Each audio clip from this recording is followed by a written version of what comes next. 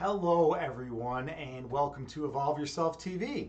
So we've done it. We reached the 200 followers mark. It's supposedly a big mark to reach in the streaming community. People get excited whenever they reach that mark. So hey, we got some new people here. It's Tinderos. I can't say Tinderos. Good evening. Good evening to you as well. I'm terrible with pronouncing names, so I know I botched that, but like I'm doing the best I can. um, yeah, and JT Farms is here, our channel shaman. Congrats! Thank you so much.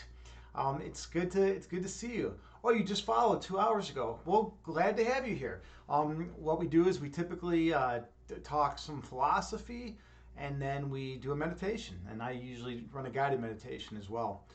I have a philosophy background, and that's what I do for a living. But we talk about all other sorts of stuff too. Like we talk about mental health issues, chess, poetry, the whole gamut of things out there. So it's good to have you. It's good to have you here. So JT Farms is my resident channel shaman. Yeah, philosophy. Sometimes we do. I actually have a master's degree in analytic philosophy. So it's like my passion. That was one of the ways that I went to try to pursue truth. First I went into the sciences, and I was molecular bio and psychology. That's what I did as an undergrad. And I thought that would be the route to pursue truth and to the way to uncover the true nature of reality, right? But then I realized science had some failings, so I went into philosophy, and I went there for grad school, and I learned all about the pursuit of truth and whatnot. And yeah, there were still some holes there though, and I'm still looking. I'm still looking for that truth. The funny thing is, when you look externally for it, you usually don't find it. You usually have to look internally into your heart to find it, though. Um, oh, you just read a lot of philosophy books. Awesome. Yeah, philosophy is such an awesome thing to check out. Um, you know, it doesn't have a lot of practical value in the sense of like getting a job. If you're gonna unless you want to be like a philosophy professor or something like that. But it just has a tremendous amount of intrinsic value in it. It opens your mind. It enables you to think about things from different perspectives. It's just a great thing, and I'm really glad I pursued that path. JT Farms is our channel shaman. That's what she goes by. Or actually, you were going by was it the dark angel or something like that, the dark goddess. We had the poll in here the other day. We had the poll, and you were either the dark goddess, or I think you can be both, right? You're still the channel shaman, right? You got to keep the energy, the bad energy out, and the good energy in, right? Oh, you'll take angel. All right. Okay, Angel. Ooh, look at all those. Look at all these interesting things. Oh, the prediction that you predicted no. All right, for the last poll that we had. Okay, that's what that is. I wonder why that's still there. That's weird, right? That's weird because usually those disappear after the poll's done later on. But whatever. Maybe it's your new thing, right? You have like all these badges now. You have the VIP badge. You have the predicted no founder, 5 month subscriber. And by the way, I totally appreciate that. It's super cool and kind of you. And you got the Amazon Prime Gaming badge. So that's neat. Subi Blue, hey, how are you today? Good to see you, Subi. It's always a pleasure when you come in. Look at those beautiful emotes. Where'd you find those, right? I always throw out my props to my buddy who made those for me. Frequently misunderstood. He comes by the stream sometimes. He pops in, and I'm always grateful to when he comes around. Yeah, so check out Subi Blue. Subi Blue. The last thing you were doing was Jackbox party packs. Cool. Cool. I don't know what that is, but it sounds pretty interesting. That's something with philosophy too. Philosophers are good at admitting that they don't know what something is, or that they don't know something, right?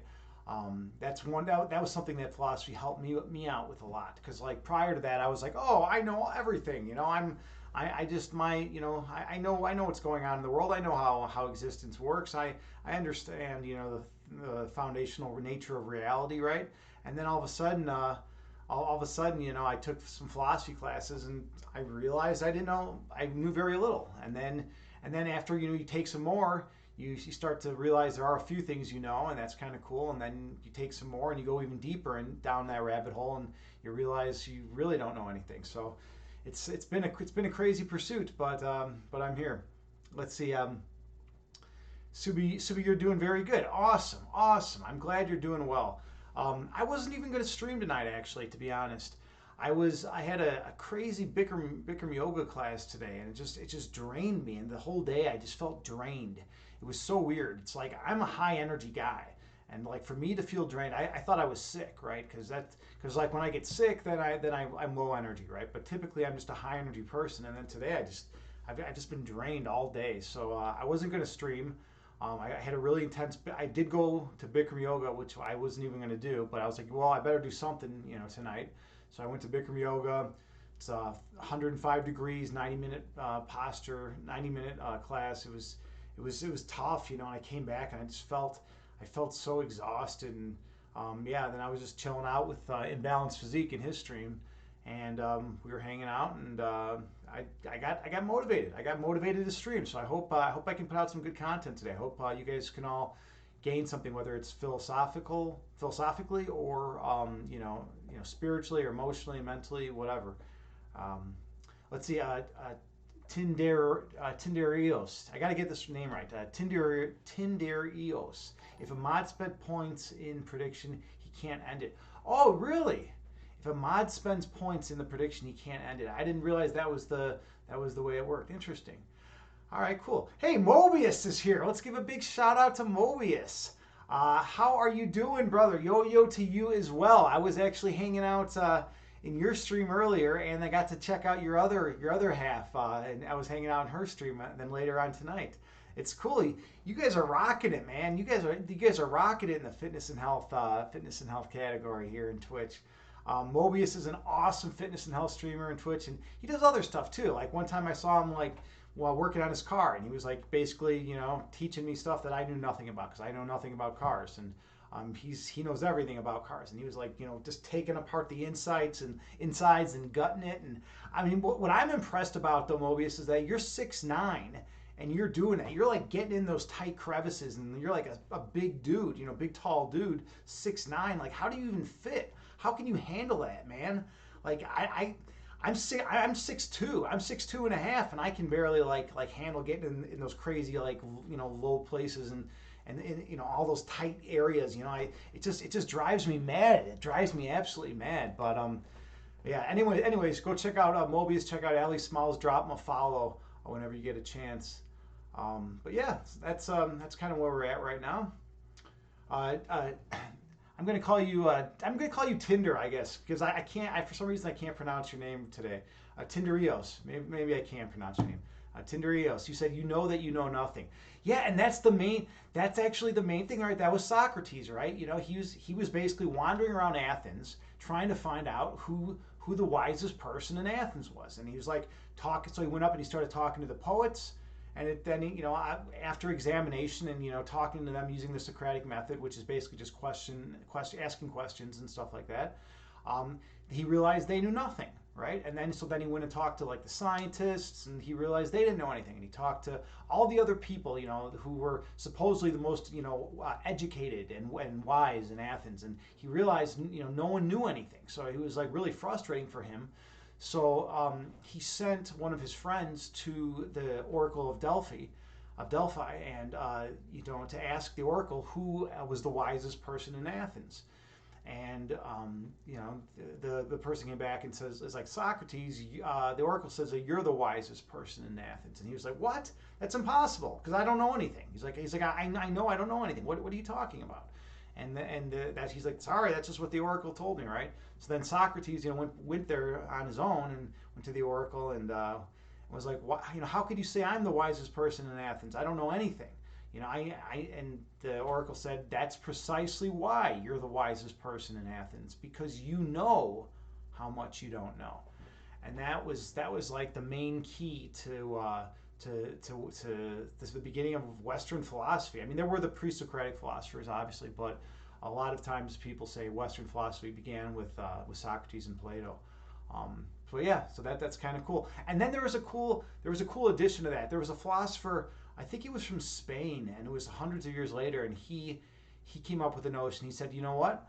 How do I even know if I know anything or not? Hey, Haas00314, thank you for the follow. Much appreciated. So he said, how do I even know whether or not I know anything, right? And so that was like an improvement on what Socrates had said. So that's kind of cool, right? You know, because yeah, I mean, maybe we do know something and we don't even know that we know it, right? Because like there could be a fact, right? There could be any given fact, there, you know, in the universe, and you could think you know, right? And then, but then you could be like, well, wait a minute, you know, maybe I don't know it, but maybe you do, you know, maybe you do know it. So the refinement on Socrates' notion was well appreciated. Let's see, Mobius, you're rocking out with your socks out. Rocking out with our socks out. All right. Okay. Well, good. I hope you're having a good time doing that. You know, the socks got to be out sometimes. Sometimes the socks got to be out. Sometimes they got to be in. You know, it's like there's all this debate about socks these days. There never used to be this debate. Like, you know, people are talking about like going to sleep with their socks on, and I don't know. I don't even understand that concept. But you know, some people like it, right? It's like a thing. Some people don't like it, you know. And Moonhanu's here. Hey, hello to you, Moonhanu. I hope you're doing well. Did my shout out go for you? I don't know. I don't know if my shout out's going for you. Let me give you another one in case it didn't. I hope you're doing well today. Moonhanu is a streamer here on Twitch in the fitness and health category. She is a yogi as well. And we need more yogis in the world, Moonhanu. We definitely need more yogis in the world because yoga is so important, and it's so important to teach others about your discipline, you know, and about all that, and about the philosophy too behind yoga, right? It's not just exercise. Some people think about yoga and they think, oh, that's just working out, right? It's just a big workout. But there's a tremendous amount of deep philosophy, you know, embedded in the yogic practice. And you know, it's yoga's been around. Hatha yoga's been around 10,000 years. Like, how crazy is that? 10,000. I mean, you'll hear the number change. Sometimes people say 5,000, but you'll also hear 10,000. 10,000 years. Think about that. If something is good, it's going to last a long time, typically, right? And people realized, hey, wait a minute, this yoga thing is incredible, right? And it's helping us on every level, whether it's spiritual, physical, emotional, mental, you know, and it's helping us on every level. So we're going to keep it. We're going to continue with it, right? And then yoga just it proliferated eventually, and then made its way into the West. And once it got into Western culture, it blew up. It's blown up over the last 50 years, right? I mean, 50 years ago, no, like people in the West were like, yoga, what the fuck is that? Well, maybe 60 years ago, right? But then all of a sudden it started coming to be, right? And there's still a lot of places in the West that are not supportive of yoga, or don't really understand, or don't know much, don't know a lot about it. But like out where I live in Chicago. I live outside of Chicago in the U.S. And you know, there's yoga studios everywhere. I mean, you can't go 5 blocks without passing a yoga studio.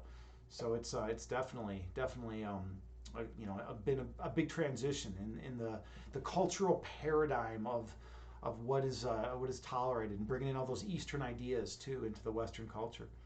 Mobius, with peace and love, you need more mic gain, brother. Oh, absolutely. Let me turn up the mic. How does that sound? Is that any better? Is that any better? I hope it does sound better. And I appreciate the feedback. Because you know, I never know. I don't wear headphones when I do this, right? So I don't know precisely how I sound. I kind of just do it, you know, according to however I'm feeling, right? But yeah, I hope that sounds a little bit better. Yeah. All right, where are we at here? Who else is here? We got the whole crew. Oh, and Allie Smalls is here, right? 200 hype. Yeah, how's it going? It's so good to see you, Allie. I mentioned you earlier when I saw Mobius stroll on through.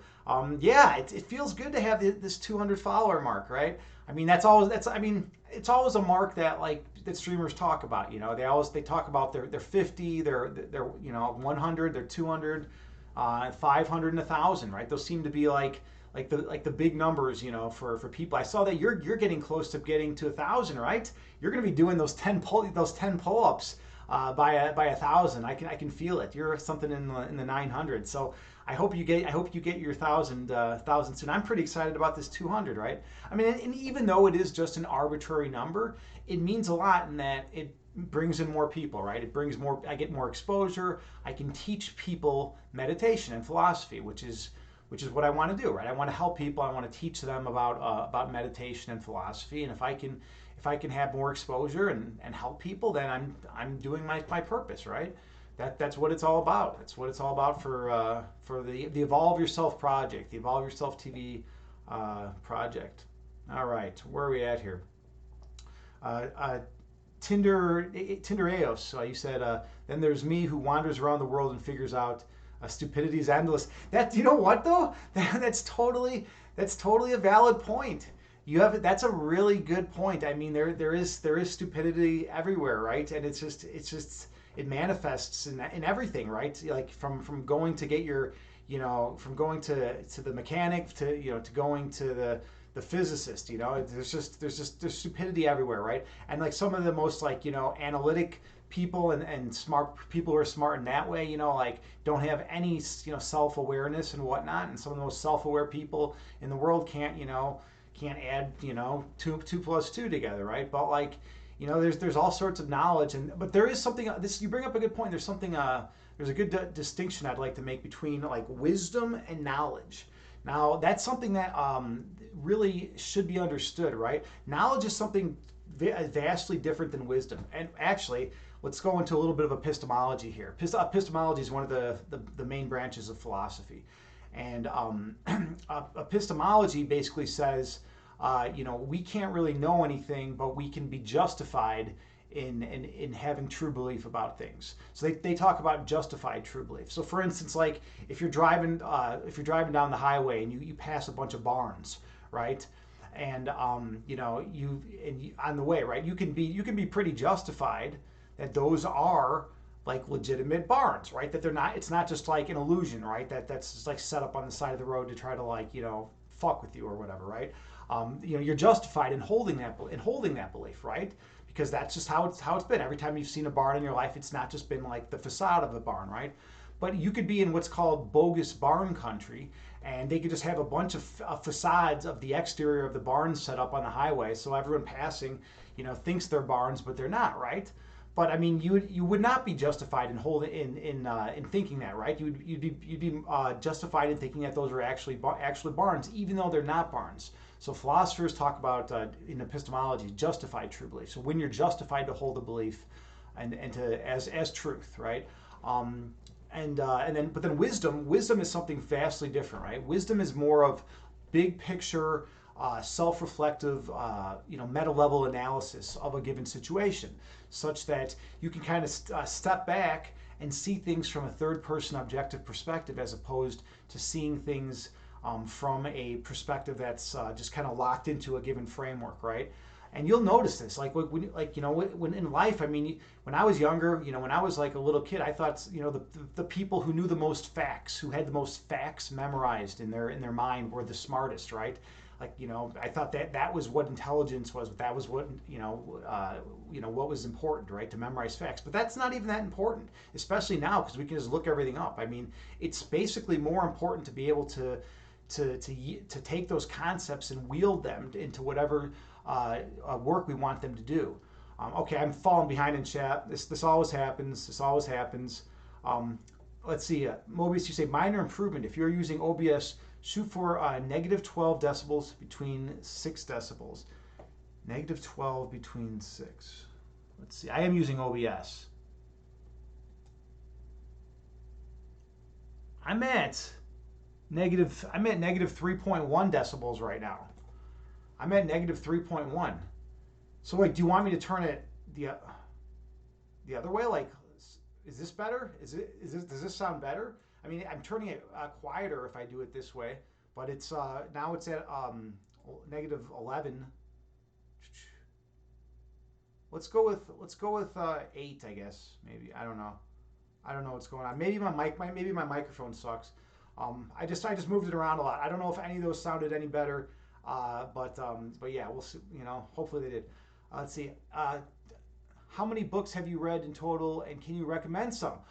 Okay, well, it all depends on what you wanna learn about.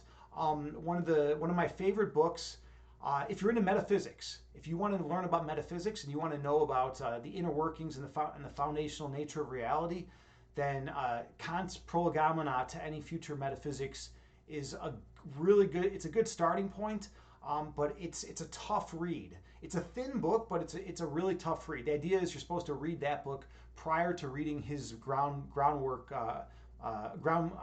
shaking book, Critique of Pure Reason. So he rewrote the Critique of Pure Reason, Critique of Pure Judgment, and some other stuff. Yeah, you're supposed to read the Kant's Prolegomena to Any Future Metaphysics. I think I have it right over here, actually. Where is it? Where is it hiding? Bam. Yep. It's this yellow book right here. This is the man, Immanuel Kant. He's the man. Read his Prolegomena to Any Future Metaphysics. Very difficult read, but if you're willing to put in the time and get through it, you can read it. If you're just getting into philosophy and you want something more basic, if you want like a good introductory book, there's one called. This is like super like intro to philosophy, Sophie's World.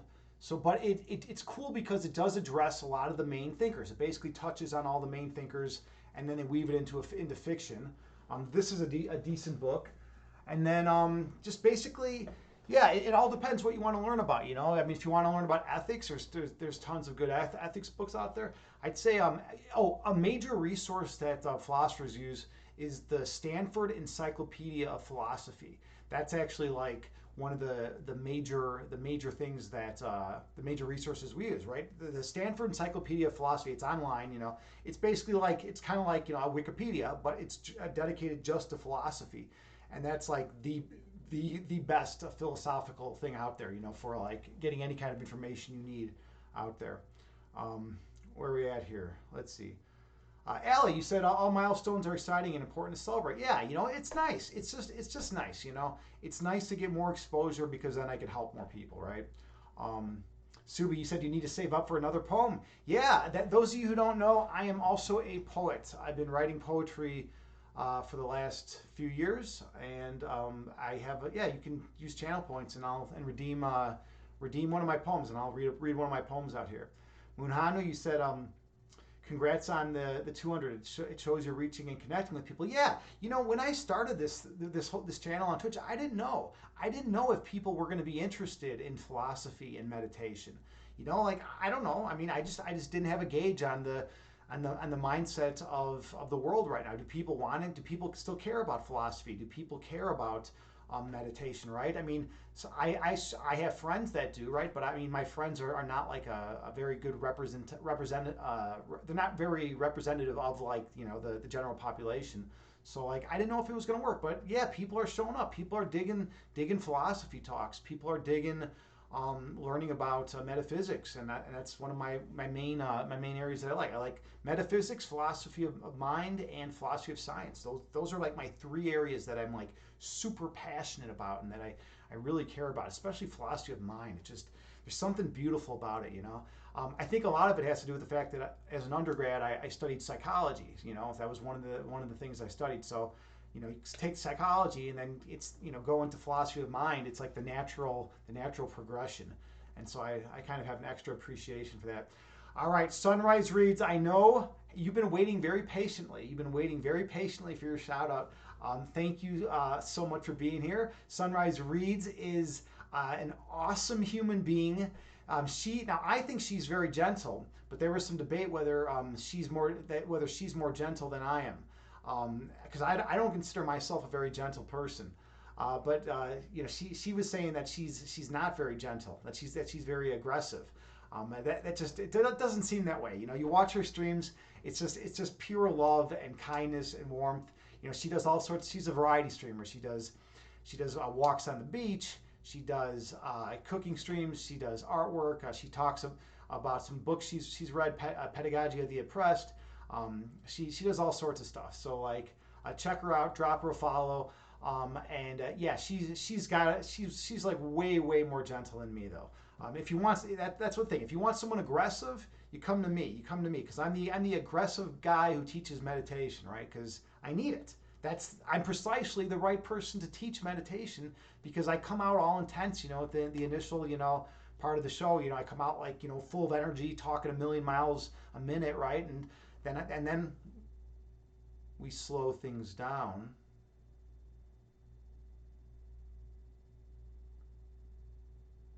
And we meditate in that state of perfect love and peace. But that's later on in the show, right? Now, initially, at the beginning of the stream, I just come out high intensity because I got things to let out, and for me to be able to show the world that I can go from this high intensity state, like we typically are when we're revved up and doing things in the world, right? We have to be high intensity. Like when you're driving, shit. Like anyone who's ever driven in Chicago, I mean, you got to be on red alert. You got to be basically in war mode because you never know, like when a bike's gonna fly past you right in front of your car, when like some kid's gonna jump out in the street, or when and everyone's like drives crazy like crazy assholes in Chicago. It's intense. It's like a competition for like who can be the craziest asshole and still be safe. so we have to go out into this dualistic framework, right? In this spatio-temporal realm, and deal with things, and we have to be intense at times, and but then later on at night, it's like we come home, we don't need to be intense. Then we can let all that shit go, push it away, get rid of it, get it out of our minds, clear out our minds, and reach that state of perfect peace and oneness. So I guess I'm the right guy to teach that to, because I do come out intense, right? All right, where are we at here in chat? We're missing all sorts of stuff. Sunrise, you say, interesting. In my knowledge, epistemology means the study of knowledge, and there are various epistemologies that usually derive from one's ontology. Yeah, absolutely.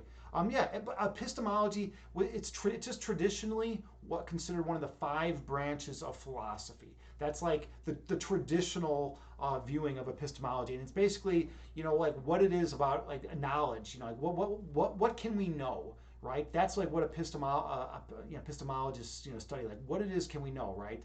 And then they try to take that and go with it and derive like all sorts of ideas from that, right? And can we know anything, right? The skeptic, it's always easier for the skeptic. The skeptic sits on the highest ground because he has an easy position to defend, right? Hey, Imbalanced Physique is here, raiding with the party of 2. Thank you so much for the raid, brother. I was hanging out in your stream earlier and digging it, man. It's good to see you. Imbalanced Physique is an awesome streamer here on Twitch. Totally a smooth dude, a kind, compassionate, genuine, authentic human being. My favorite type of person. Someone who's going to be true to who they are, and is going to express their truth. Who's going to express how they're really feeling. That's all I want. That's all I want out of life. Just people just to tell me, just to fucking be honest with me and tell me like how they're feeling, like how they're really feeling and what's going on inside them.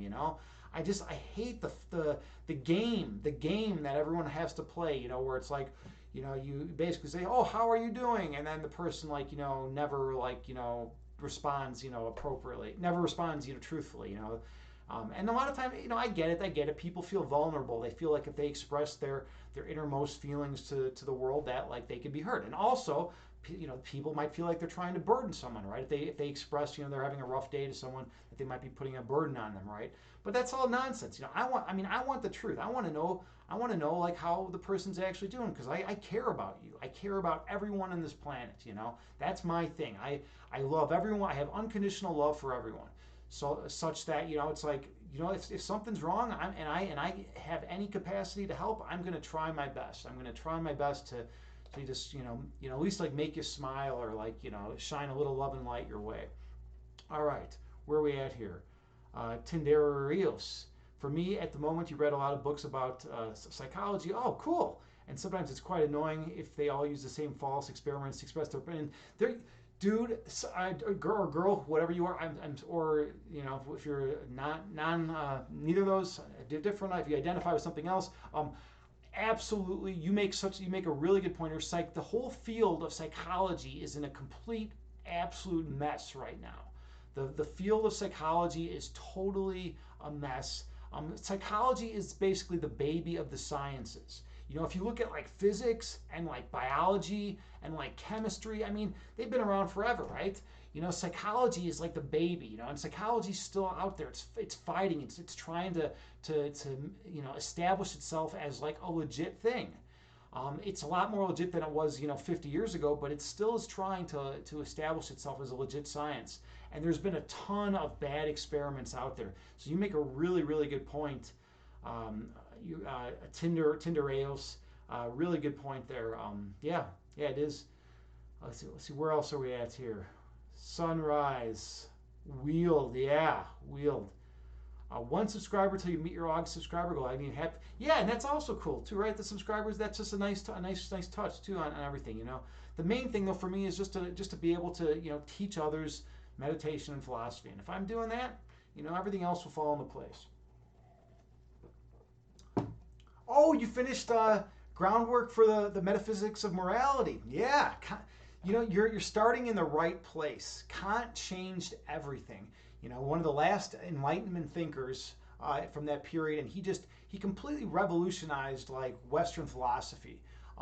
You know, it's crazy. Like, you know, we're kind of in like this, and there are some like neo-Kantians to this day. You know, but he changed the whole course of philosophy. In fact, one thing about Kant, it's just kind of funny.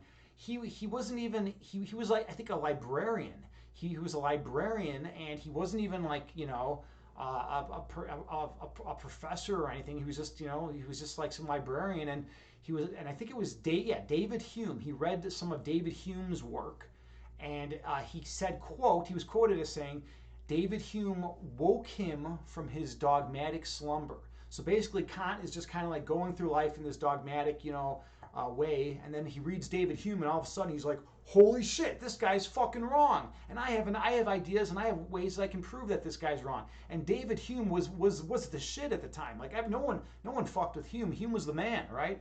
So like yeah, I mean, if you're reading Kant, you're reading the right thing. You're definitely reading the right thing. Yeah, so that's awesome. Cool. All right, where are we at here in chat? I'm behind again as always. Sunrise reads, incredible author in politics too. One of the fathers of liberalism, if my memory isn't failing me, is also Kant. Yeah, you are. Kant, basically, he touched a lot of different fields, right? His respect for persons essay too that he wrote was pretty incredible. I wrote a paper on it. It got published at a local college and years ago. But yeah, it's pretty badass. Kant is the man. Read some Kant. It's tough reading though. It's tough reading, especially his metaphysics. You know, it's gonna be one of those where you're seeing words left and right that you've never heard of. You know, and you have to constantly look it up. There was a time where I literally would read a sentence and I'd be like, oh, there's a word I don't understand, and I'd go look it up, and then I'd write down the definition, you know, and then I'd read another sentence and be like, oh, there's another word I don't, you know, and I would literally have to go through like an entire fucking book that way with Kant. But then you start learning the way he talks and how people talk during his time, and you start, you know, developing that vocabulary. All right, let's see. Can recommend it. Just start with Kant, that book, and Perpetual Peace and Other Essays, right? Tindereos, I think that's what you're talking about. Perpetual Peace and Other Essays, I think it's called. Yeah, it's quality work from the man. Sunrise reads, you say, fight Chicago traffic. Yeah. Oh, the gentle giant. Am I the gentle giant? I don't know. That has yet to be determined. Some of my friends would probably agree with you. Some of my friends would probably disagree. It's kind of like, you know, it's still up in the air. You know, yet to be determined. Let's see. By the way, do you know Aristotle, also a philosopher on Twitch? No, I do not know Aristotle. I did not even know that this. Let me write down the person's name. I'll check them out. I didn't know there were any other philosophers on Twitch. Thot. Oh, Aristotle. That's an L, not an I. Got it. Aristotle. All right, cool. Yeah, I'll check them out. Pretty cool. All right, where else are we at here? Shout out to Imbalanced. Yeah, Yeah, yeah, just yeah. I'll just reiterate that, man. Good luck with it with your surgery. I know it's going to be rough, man. You put a lot of time into streaming, and you do a great job. You're one of the premier streamers here in the fitness and health category on Twitch. Imbalanced. Everyone who hasn't checked him out, check out his streams. He's a great fitness and health streamer and does variety streams, does tarot, does all sorts of cool stuff. And he's we're gonna send positive healing energy his way. And so he has good vibes going in because he's going to be getting some surgery, coming up pretty soon. All right, where are we at? JT Farms, you say we must do. Hey, Chad Guy 37 is now following. Thank you so much, much appreciated. All right, excellent. All right, where are we at here?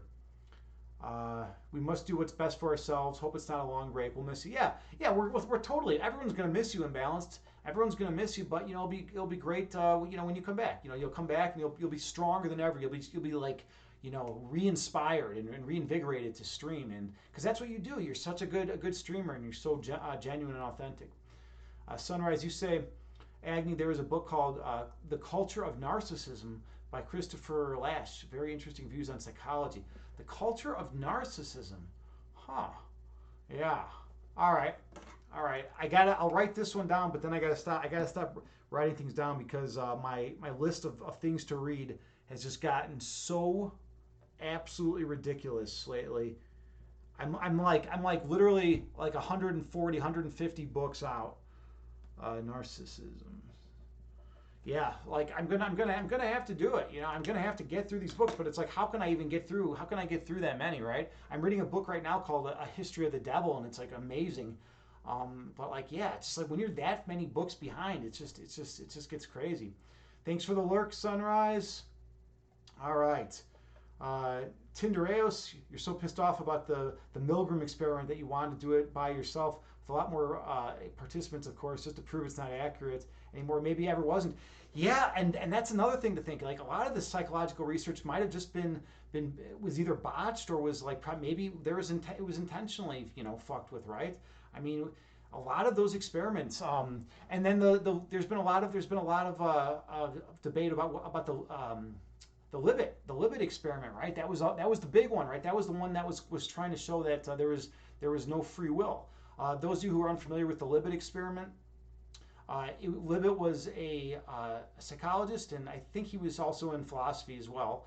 But he basically did an experiment, and he showed that people were actually going to press a lever, would make a decision to press a certain lever or to pull a lever or something prior to even having the conscious awareness that they were going to pull the lever. Like, how crazy is that, right? Like, that they were able to tell whether the person was going to pull the lever before the person even knew themselves whether they were going to pull the lever. So that it was like this crazy experiment to cast all these doubts on free will and whatnot. But then there was all this blowback saying, wait a minute, hold on, there's some problems with the methodology that was used here in this experiment. And there's a lot of stuff like that in psychology, right? There's a lot of things like that. Imbalance, you say you can't promise it will be a short break. Well, I hope it is a short break, man, because I'll miss your streams. I'll miss having you around. You're just a great dude. So I hope you heal up, really, really well. All right, where are we at here now? Where are we at in the chat? Oh, hey, Victor Soar, good to see you. Haven't seen you in a while. Say, hey, Agni, it's been difficult for me to adjust to the new stream time, which is why I've been. Oh, that explains it. That explains it exactly, right? Why you haven't been on. Yeah, no worries, man. I've been streaming later just because I have to stream when I feel inspired to. That's like really important to me, to stream when I feel inspired. If I don't feel inspired to stream, then I'm just gonna come out here and I'm just gonna be like a piece of garbage out here. I'm not gonna be able to have good content. I'm not gonna be able to produce good content. So I'm someone who's always very much over quality over content. So I wait for that. I'm a poet. At the end of the day, I'm a poet. I'm a philosopher, poet, and a yogi, right? So like I wait for that inspiration to come in. That inspiration has been coming at night for me lately, Victor Soar. Yeah, sometimes I'll be streaming earlier, absolutely, and you'll be able to catch it then if you're ever around. But it's good to see you. You always bring a lot to the table. You have a very good understanding of not just philosophy, but a lot of other worthy pursuits, and that's cool. It's cool to have people in the chat that care that care about learning and expanding their understanding. And a lot of people just want to sit around and watch TMZ all day, and that's cool. I know. I always like use that as my paradigmatic example of something that I view as like not very worthwhile or great. But to some people maybe it is, and maybe I'm wrong. Maybe the smartest, most wise people on the planet are precisely the people that sit around watching TMZ all day. Who knows? Who knows, right? I mean, what do I know? I'm just a philosopher, right? What do I know? Hey, Fitness Yoga, otherwise known as Swiss R, is here, hosting my stream. Thank you so much.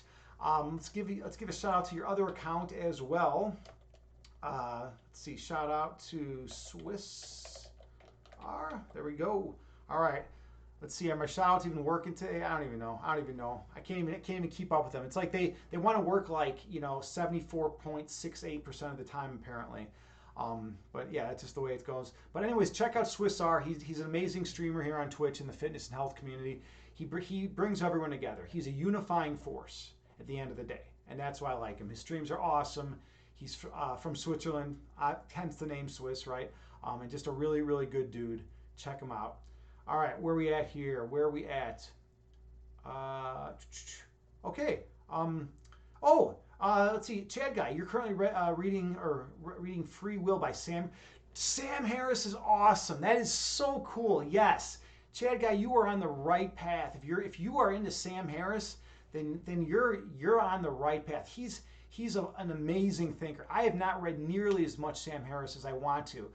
But I've seen a lot of his stuff. I've seen a lot of his stuff on YouTube. I've seen his talks with Jordan Peterson.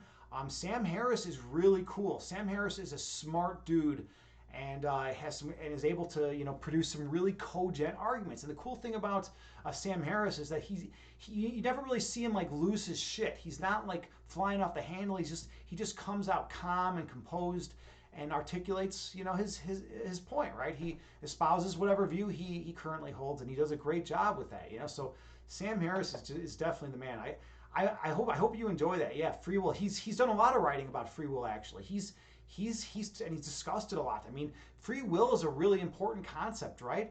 If we want to talk a little bit about free will, there's all the skeptics are basically like if you hold a deterministic viewpoint of reality, right? Like that the Big Bang caused everything, right? That if we had all the data at the moment of the Big Bang and we had enough processing power, then we could use that to compute exactly and extrapolate and compute exactly like every single event that would happen for the rest of existence, right? And including every single thought that every individual had at any given moment, right? That's like the most hardline deterministic view of the universe at all, right?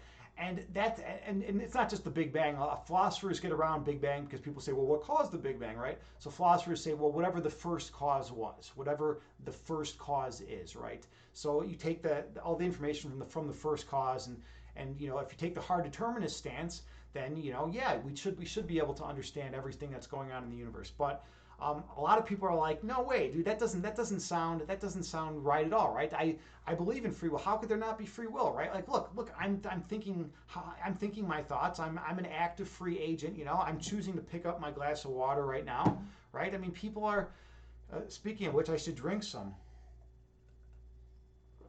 Oh, that's good. I just got a water purifier called the Zero Water, and it's just incredible. It takes all the garbage out, including fluoride.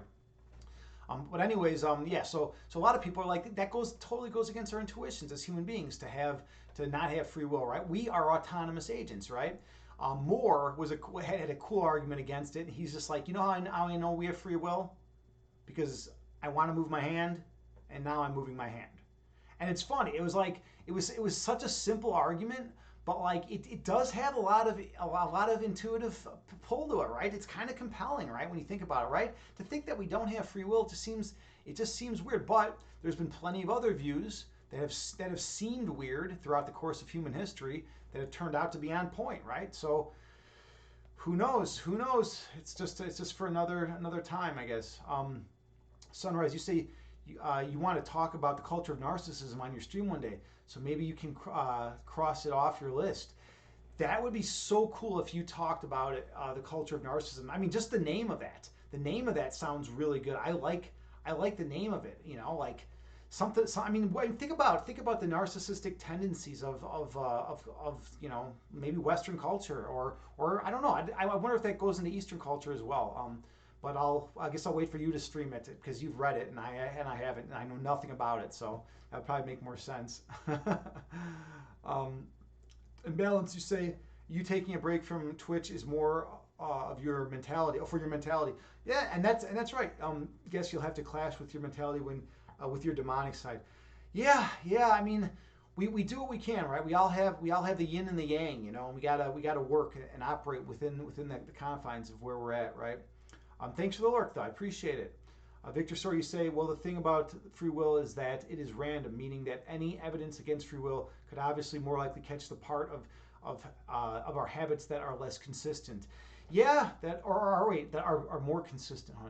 Let me read it. I also have to reread everything you type like twice because there's a lot of you embed a lot of content into it, which I like. I like, but I got to reread it. Well, the thing about free will is that it is random, quote random, meaning that any evidence against free will would obviously more likely catch the part of our habits that are more consistent.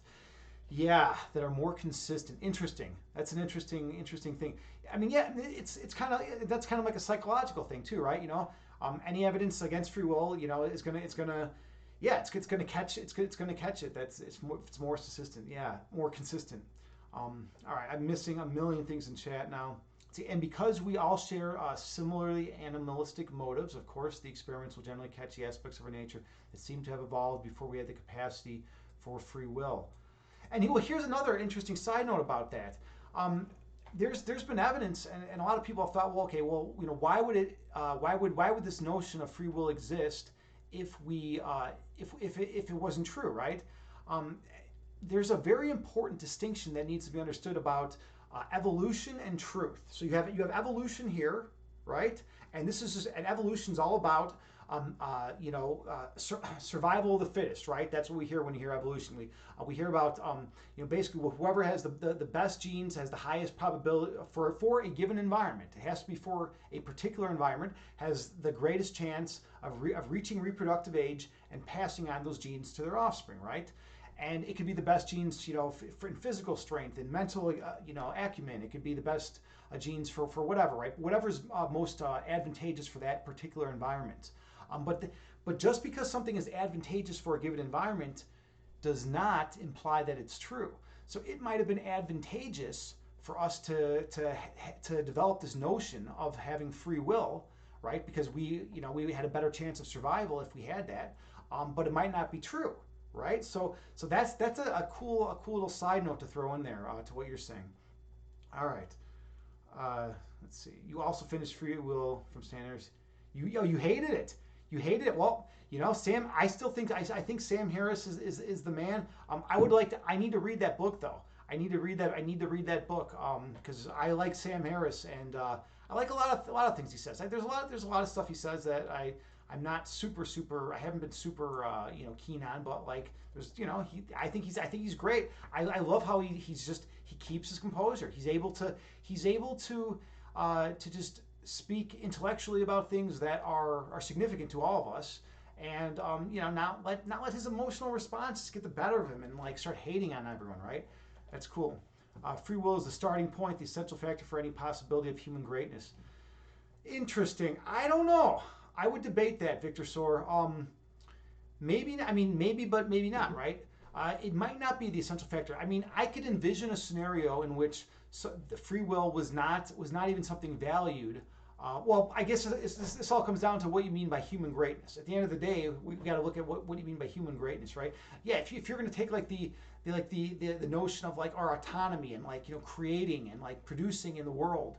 Then yeah, as like human greatness, yeah. But you could be great in other ways, right? Like you could be like a great logician, right? You could be great at at chess or at something else. Some other very analytic pursuit, right? Almost like your mind could be like a computer, And I mean, is that human greatness? I mean, think about the ways everything's changing now, right? With computers and whatnot, So yeah, I don't know.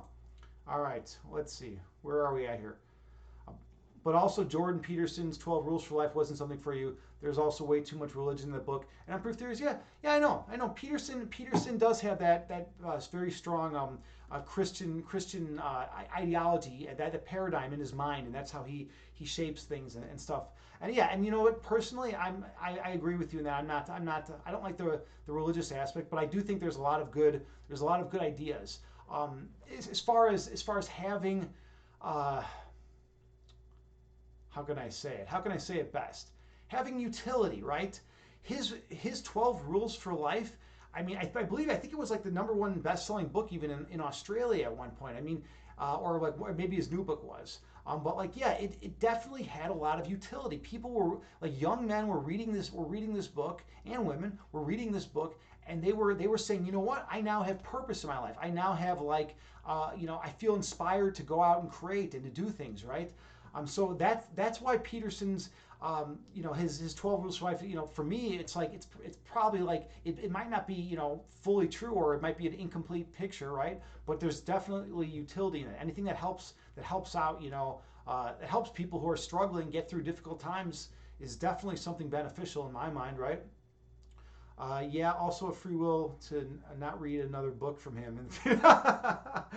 Also free will to not read another book from him. Reading a lot of Marcus Aurelius. Chad Guy, awesome. Yeah, his Meditations is a phenomenal starting point. It's such an awesome starting point. Yeah, definitely check out Marcus Aurelius's Meditations. I love Marcus Aurelius. It's just the epitome of wisdom. When you read through that book, it's like you're reading something from a distant planet. It's just because it's just so wise, and there's so much wisdom compacted in such a short book, right? Um, yeah, that's cool that you're into Aurelius. Um, let's see, Victor. So you say, with all respect to Jordan Peterson, it's difficult for me to take him seriously after catching some logical fallacies and talks. You know what? Yeah. I mean, we can find. I found logical fallacies in all sorts of talks by academics. I mean, there's no doubt that Peterson's brilliant. If there are logical fallacies, then so be it. He slips up, and you'll see this in papers written by prestigious analytic philosophers. You'll see, like, I mean, it's usually not like denying the antecedent, or that those kind of fallacies. But like, you will see certain fallacies, and that's just how it goes. But then the idea is you want to carve those out, and you want to remove those. But at the same time, if one person writes something, and then 100 million people read it, the chances of someone catching errors and mistakes and whatnot, in those readings is going to be much greater than if one person writes something and, like, 5 people read it, right? And also you have to be trained at catching those errors. Victor, sir, maybe you have a good eye for it, right? Like, some people when you hear when you hear an argument, right, like a very, like, a cogent argument, that's coming from logical premises, and you're drawing very nice tight inferences, and then you have a nice solid conclusion that's resulting from the premises, right? It's like some people, it just feels right to them. They have that intuition, right?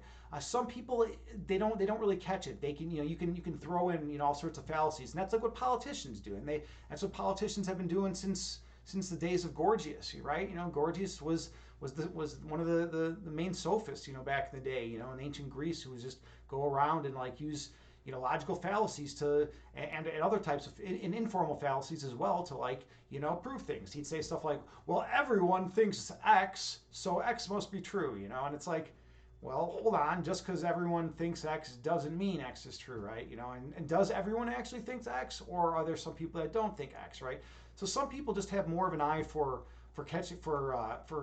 carving through the logic and pulling out the garbage and than others. All right, where are we at here? Stoicism is also very embedded. Yeah, Stoicism is kind of like all the rage these days. A lot of people have been promoting Stoicism. It's weird how things come into vogue and come back into fashion and then come out. Existential nihilism versus existentialism. Hold on, where are we at here? I think I missed some stuff. it's just a very peaceful place to be in once you stop caring so much. Oh, like you're talking about stoicism, I think. Cool, cool, yeah, yeah. All right, where are we at now? You've read Meditations and you loved it. Awesome. Chad guy, you said Peterson did help you a lot with a breakup when you were in a dark place. Yeah, and it's so funny, right? Like if something is super valuable, if a system of thought is super valuable, it's like who are we to tell someone to that it's not like the way they should view reality, right? It's kind of an interesting thing, right? Like you'll hear this all the time. Like you'll see some like some really intense like atheists, right? Who will start like going after someone because they're I don't know a Christian or a Jew or a Muslim or something, right? They'll start going after them, right? They'll start saying, well, wait a minute, hold on, there's these flaws in your argument right here, blah blah blah, and then the Christian or the Jew or the Muslim just basically like, hey, I'm just here to like try to get some peace in mind. Like my whole family just got slaughtered, and these readings are actually the only thing keeping me together. They're the only thing keeping me held together in one place, right? So hey, CT Connor, thank you so much for the follow. Much appreciated. Namaste. Yeah, so it's like if so it's always an interesting uh, it's always you have to be sensitive a little bit, right? If you don't want to if there's like a certain philosophical or spiritual or religious framework that's like basically holding a person together. I mean, should we really like go after them and argue with them about it and like try to like wipe out the foundation of their belief system if we can, if even if it's justified, if it's giving them a tremendous amount of utility, right? Like these are questions, right? I mean, maybe not. Maybe we should allow them. Like, I mean, is it better for someone to live in a fiction, right, and be a productive member of society and happy and healthy and whatnot, or to like see all the flaws and all the skeptical arguments that can be basically shined on like any kind of like religious dogma or any kind of spiritual or political ideologies for that. Well, political is a different realm, but I don't want to go into that right now. Fuck politics right now. Jeez, if we start going into politics right now, we got a problem. All right, let's see where are we at here right now. Tinderios, I'm into new atheism. That's also why I started with Harris, this book. I also read the books. I watched interviews with Dawkins. And Christopher Hitchens and Daniel Dennett is actually really, really cool. I was never really actually as big into Dawkins. Hitchens is he's part of that new atheism movement, right? And he's always I just remember. I think he's dead now, right? Didn't he die from cancer or something like that? I just remember that he would always tear everyone apart when he was debating with them. He was just this phenomenal debater. He could just go in there and just shred people apart, and it was always interesting. Karl, it kind of reminded me of Karl Popper. The cool thing about Karl Popper, he was a early 1900s philosopher, is when he would debate with someone, he was so confident and so brilliant that he would actually take their argument and he would say, okay, hold on, here's why your argument doesn't work. We need to make it stronger. And he would bolster their argument up to the strongest it could possibly be. And they'd be like, yeah, let's make this argument stronger. And he'd work with them to basically make it as strong as it could possibly max out at. And then once he made the argument, super strong, he would completely demolish it. So he would like bring it all the way up to its max, and then he would like completely destroy it. And that kind of reminds me of Christopher Hitchens in that in his ability to just completely annihilate his opponent in a philosophical debate. And I know it's not just about like annihilating your opponent, obviously, right? It's about trying the pursuit of truth at the end of the day, in philosophy. But at the same time, if you can give a cogent, knockdown argument for something, then that's the way it's got to be. I got to turn off the ringer on my phone. Sorry about that, everyone. I hope that was not bothering to anyone. My phone ringing, it happens. It's part of the Twitch streamer thing. All right, where are we at here? Okay, let's see. I think I missed some stuff.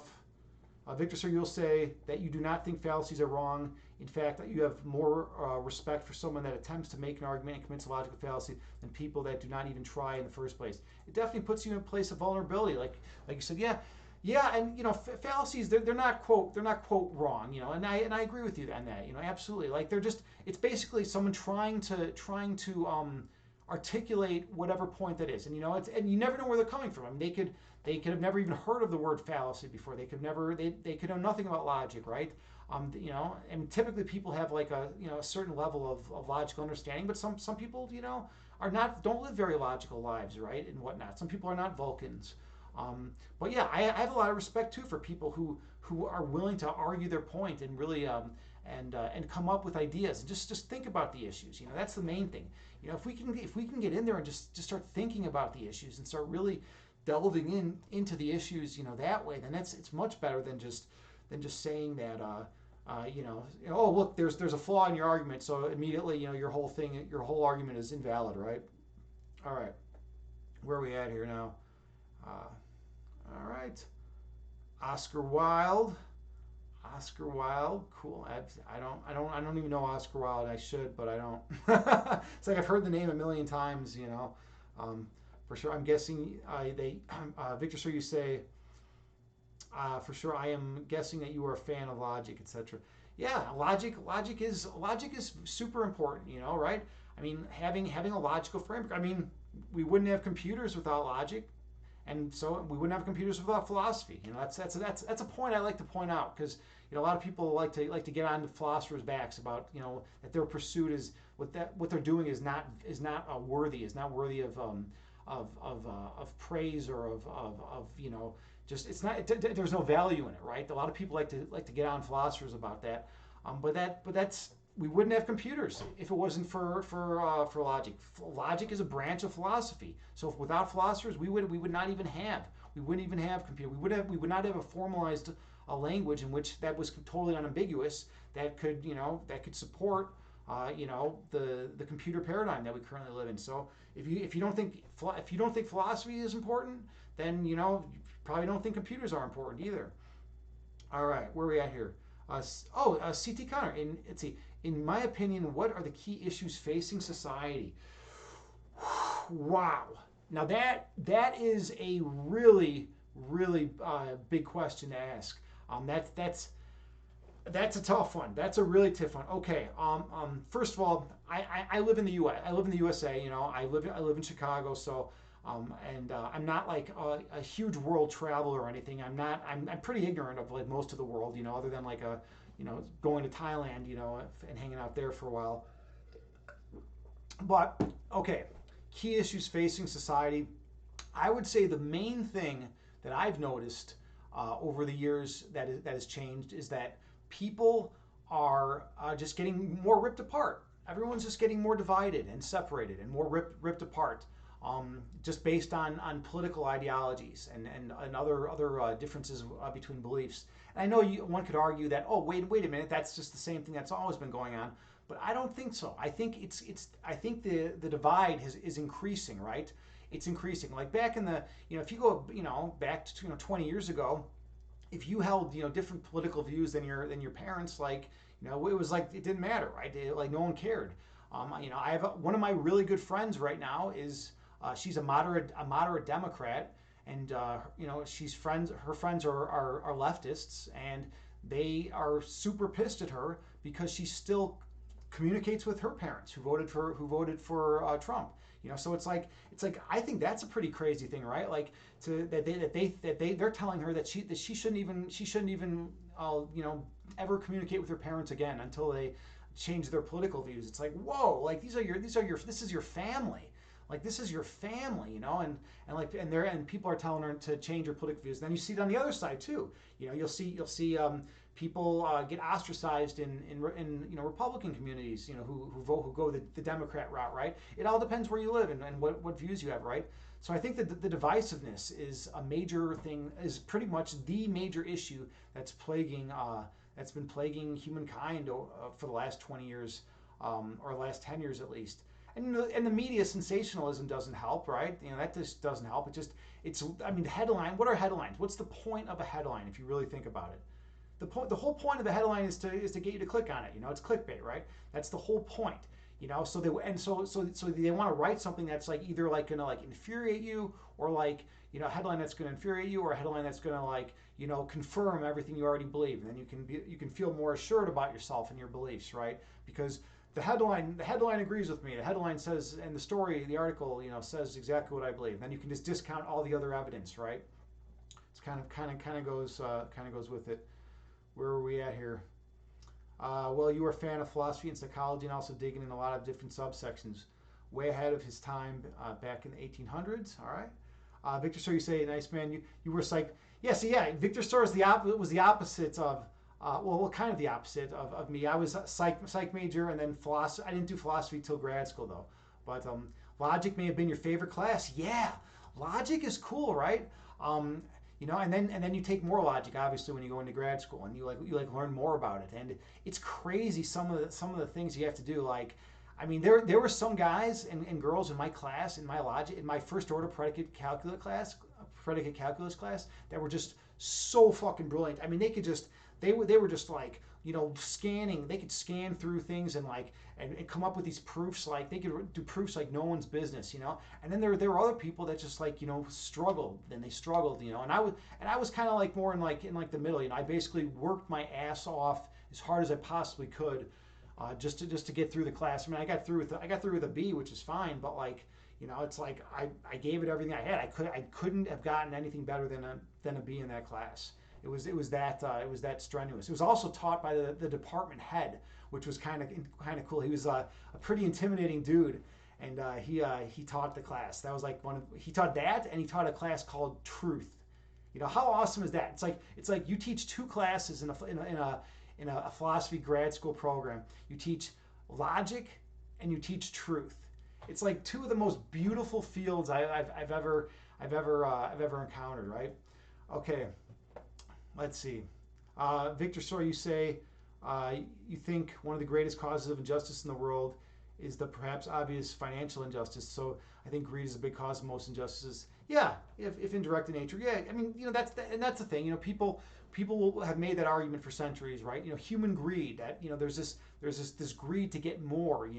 And that is what actually spawns all the issues, right? That's like the most foundational. Because as a philosopher, we try to look at what's foundational, right? What are the foundational issues, right? And and the disparities that exist in wealth, right? That's crazy, right? What is it? Something like 1% owns more wealth than like 99%, something crazy like that. But yeah, so those are cool things to think about. All right, where are we at here? A Chad guy, you say people are insane just to let people live their lives. Yeah, sometimes you gotta just let people live their lives, right? Just said, what, people are gonna do whatever they're gonna do. And the funny thing is, if you try to convince someone to change their beliefs, 99.9% of the time it's not gonna be productive. It's the old abortion argument, right? Like how often do you see two people who hold opposite views of the abortion argument that are just like, they get into a debate, and then one person's like, what, you're absolutely right, I'm going to completely change my views on abortion now. It just doesn't happen. It just doesn't happen. So yeah, well, so it's like it's kind of counterproductive, but at the same time, you can go into it with a very it's not worthless totally, to go into it and to try to like do it gently, like if you're tactful and gentle in your approach, and say, well, you don't need to question everything, but like maybe there's this one belief that you hold that you're not even that sure of, right? Maybe if you question, maybe that belief right there, I could come up with a few arguments, to make you want to think differently about that, right? All right, let's see.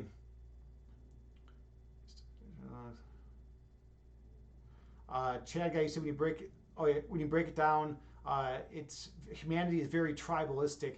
Humanity is tribalistic, right? People tend to take care of their own, right? Whatever that means, right? What does it mean for one to be part of one's kind, right? And people like have this notion, like I take care of my own, right? I take care of my own, and that's who I'm going to take care of. And that's just, it's like a weird notion. There's something I read a while back called the monkey sphere, and you can Google it. It basically says there's only like a certain amount of people that you can actually care about in your life or whatever. And it was something like a small amount. I think it was like less. It was less than 100. Maybe even less than 30 or something like that. And those are the people that are like your tribe, that's what you care about. That's like your sphere, So like that's kind of an interesting thing if anyone ever wants to check that out. Victor Sora, you say, oh, that's cool. Please don't let anyone try to tell you that you're uneducated because you do not take college courses. So yeah, independent study is almost more valuable, than formal education a lot of times, because it shows a desire to learn. It shows a desire to try to pursue things for as ends in themselves, right? As Kant would say, right? Kant always would say, treat people as never as means, but as ends in themselves, right? And I think learning is the same way, right? And trying to be an independent student and trying to learn everything you can on your own, like, yeah, it's definitely an awesome thing, and it's cool. It shows a lot about your character if you have that desire to learn. All right, where are we at? Victor, sorry, you think it's more important to note that greed is much more effective at causing injustice today than it probably was back in the day when religious institutions had all the power, so difference in human society. Yeah, I mean, when religious institutions, had all the power, but then again, they were greedy too, right? I mean, look at the crazy chapels, that were built in Rome and all that, right, and all over the world, like you have these, palaces made out of gold and whatnot, and a lot of times those religious institutions were tied in to the political system very much so, right? So it's just different areas of where the greed is surfacing.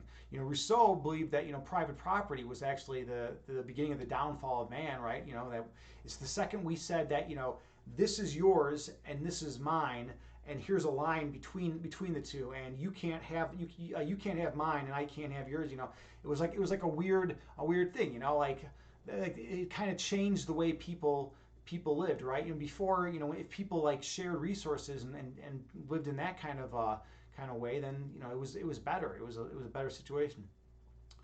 Let's see, Chad guy, you say, who's your favorite philosopher of history?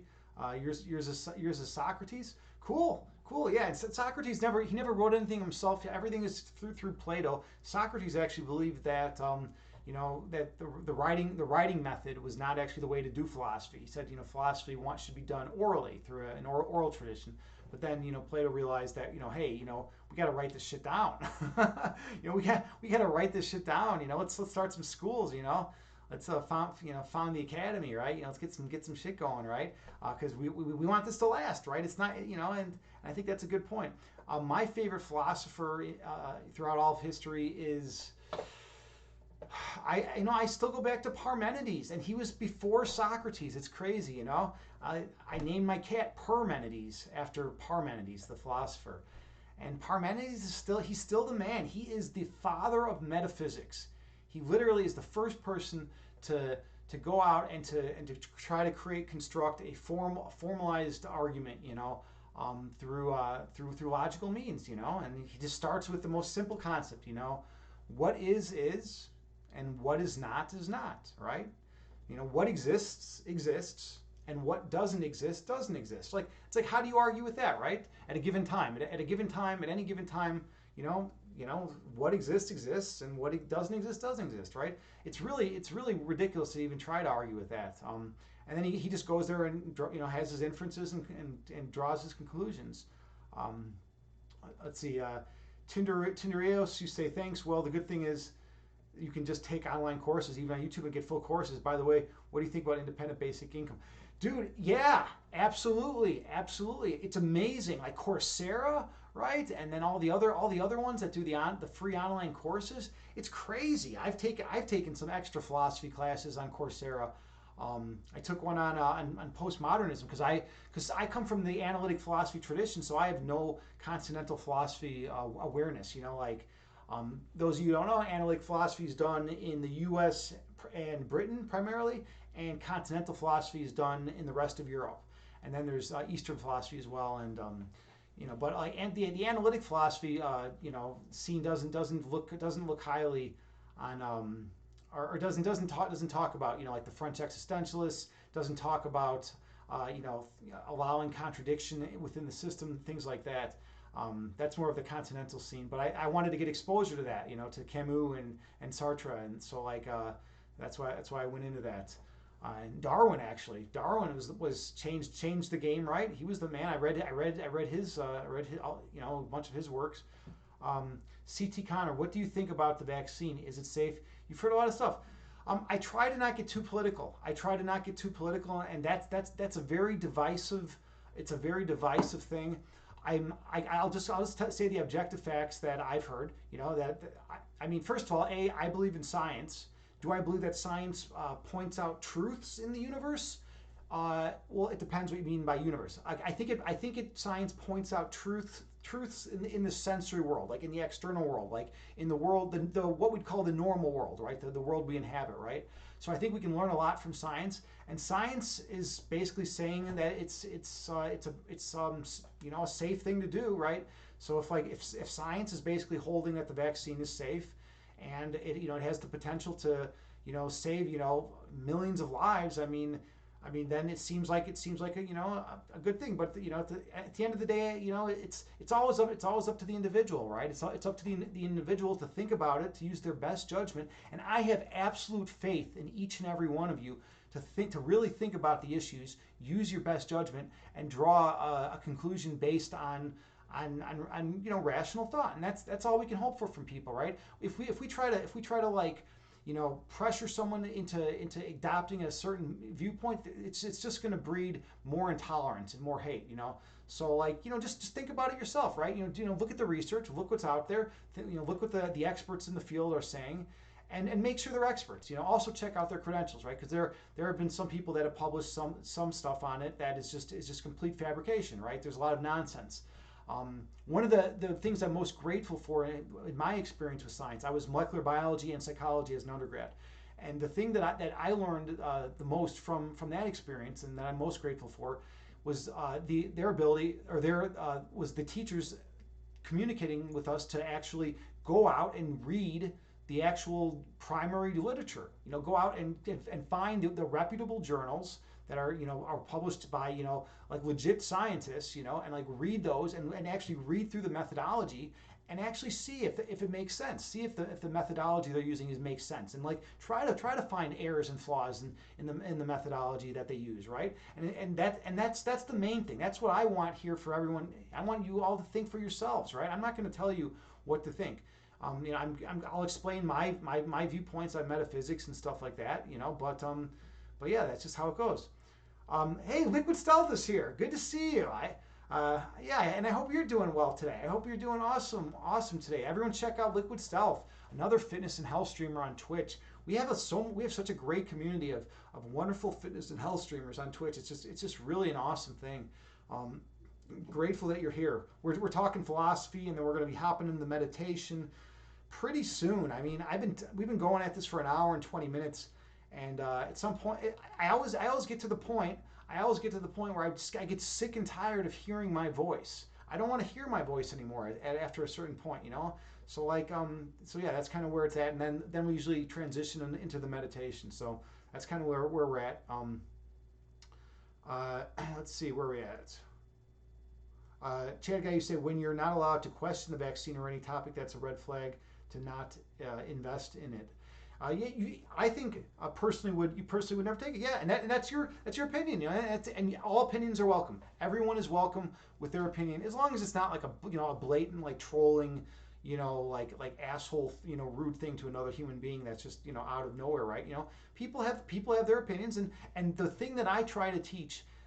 The main take home of everything that I do and with Evolve Yourself and with this channel is to say that just because we have different beliefs doesn't mean we can't get along. Just because we hold different beliefs and have different belief sets about things doesn't mean we can't feel love for everyone else. Because my metaphysics holds that the true nature of the person is deeper than the level of consciousness. It's foundational in the heart chakra. In that, our true essence is love. Our foundational essence is love.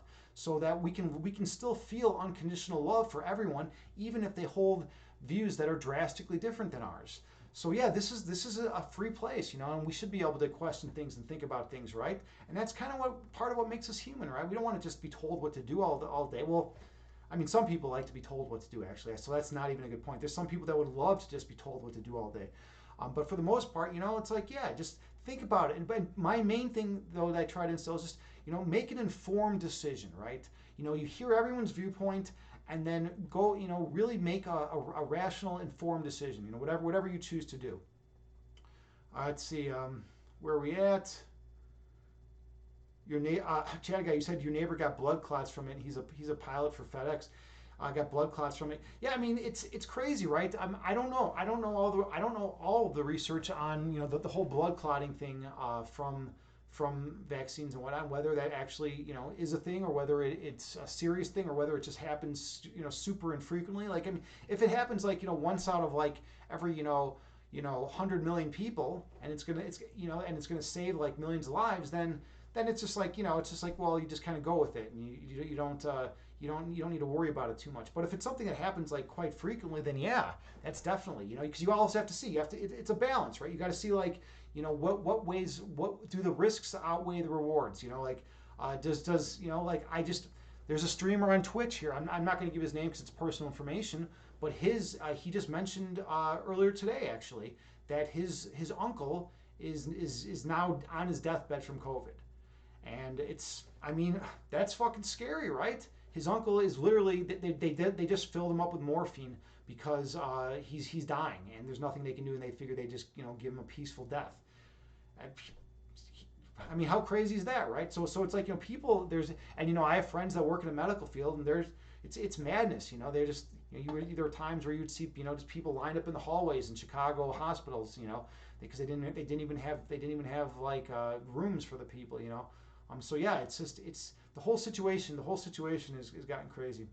Victor Story, you say some writings suggest that although Shiva was made into a god, he may have originally been a human being, and that he also believed that philosophy should be an oral tradition. Really? I have never heard that before. Shiva may have originally been a human being, made into a god. That's interesting. Wow. Huh. And then he's in line with Socrates in that he believes that it should be an oral tradition.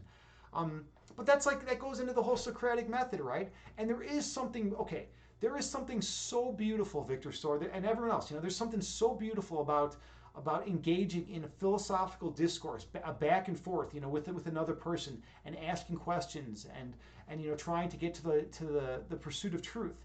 But the whole thing about philosophy is the second that ego enters the picture, the second that ego jumps into the mindset of the people engaged in the philosophical debate, the second the whole thing is going to crumble, and it's going to turn into just trying to win the argument as opposed to actually trying to get at the truth.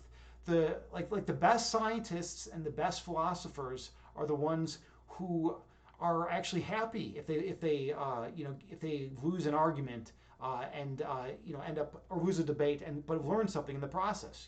Those are the best ones, because those are the ones that don't have ego clouding their vision. So, but that's interesting, huh? Shiva was made into a god and was originally human. I never thought about it, never heard that. Terror Time is here. Look at that. We got Terror Time here. How are you, Terror Time, the emote queen, an incredible fitness and health streamer here on Twitch. She's full of love and light. She has some crazy sounds that you can play when you go to her channel. Definitely do the cat sound. I like doing the cat sound. It's just so intense, right? But yeah, she's a great fitness and health streamer here. Check her out, drop her a follow, and yeah, I go to her streams whenever I can, and she makes working out fun. Definitely check her out. How are you doing tonight, Terror Time? It's got to be late for you, right? It's got to be late. This is past your bedtime, right? You're coming from crazy places, right? You're coming from Argentina, right? Well, I don't know what time it is in Argentina now, but I think it's late. Where are we at here? Terror Time, fine, but you're even saying here, it's late here, 1:40 a.m. Bed is waiting for this body. And yeah, I was in it. I was honed into the collective unconscious of the chat, even though I didn't even see that, right? 1:40 a.m. in bed there. Yeah, it's only 11:40 p.m. here in Chicago. I'm Chicago style. I'm Central Time, So it's only 11:40, and I'm still wired as fuck, and we haven't even done the meditation. So we're gonna have to get back to this meditation so much. But yeah, thank you for swinging by the stream. Tinderios, and I really hope I'm pronouncing this right. Well, there are RNA, DNA, viral sector, viral inactivation, and subunit vaccines. My favorite at the moment would be the subunit vaccines, but I still wait for the long-term studies. Yeah, yeah, and that's the thing. We don't know. We don't know, right? We don't know. But you got to do the cost-benefit analysis, right? You have to weigh it out, right? You really got to do it right. And you also have to listen to your intuition as well, right?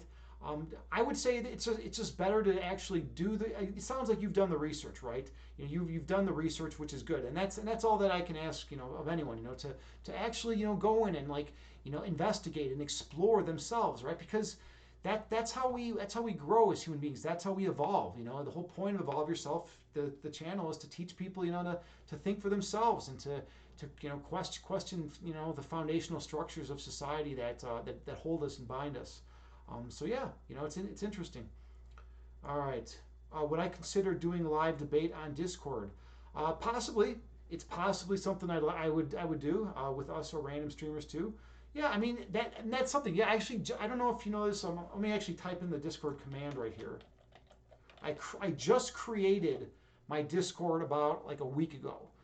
So it's and I'm a Discord noob, and I'm basically like totally fucking ignorant on it right now, and I have no idea what the hell's going on. I've been trying to get like automatic shout outs to go out for myself every time I go live for like the last week, and like I've been going through like YouTube video after YouTube video and like reading all sorts of shit. It's just nothing works for me. It's just like Discord, just for some reason, it wants to fight me every step of the way. But yeah, I mean, sometime down the road, having a philosophical debate, totally. It would probably be cool if we like came up with like a cool concept, a cool idea to debate. Like if we could do the free will debate. We could do like something like philosophical, scientific anti-realism. I mean, that's always a cool one. I'm a scientific anti-realist in the sense. But I do believe in science, but I just don't believe that it actually links up with the actual objects of truth that actually exist, as Kant would say, in the noumenal realm, right? And as things in themselves, right? But yeah, so like, yeah, philosophy of mind, I mean, areas like that. I don't, to be honest, ethics is not my strong suit, right?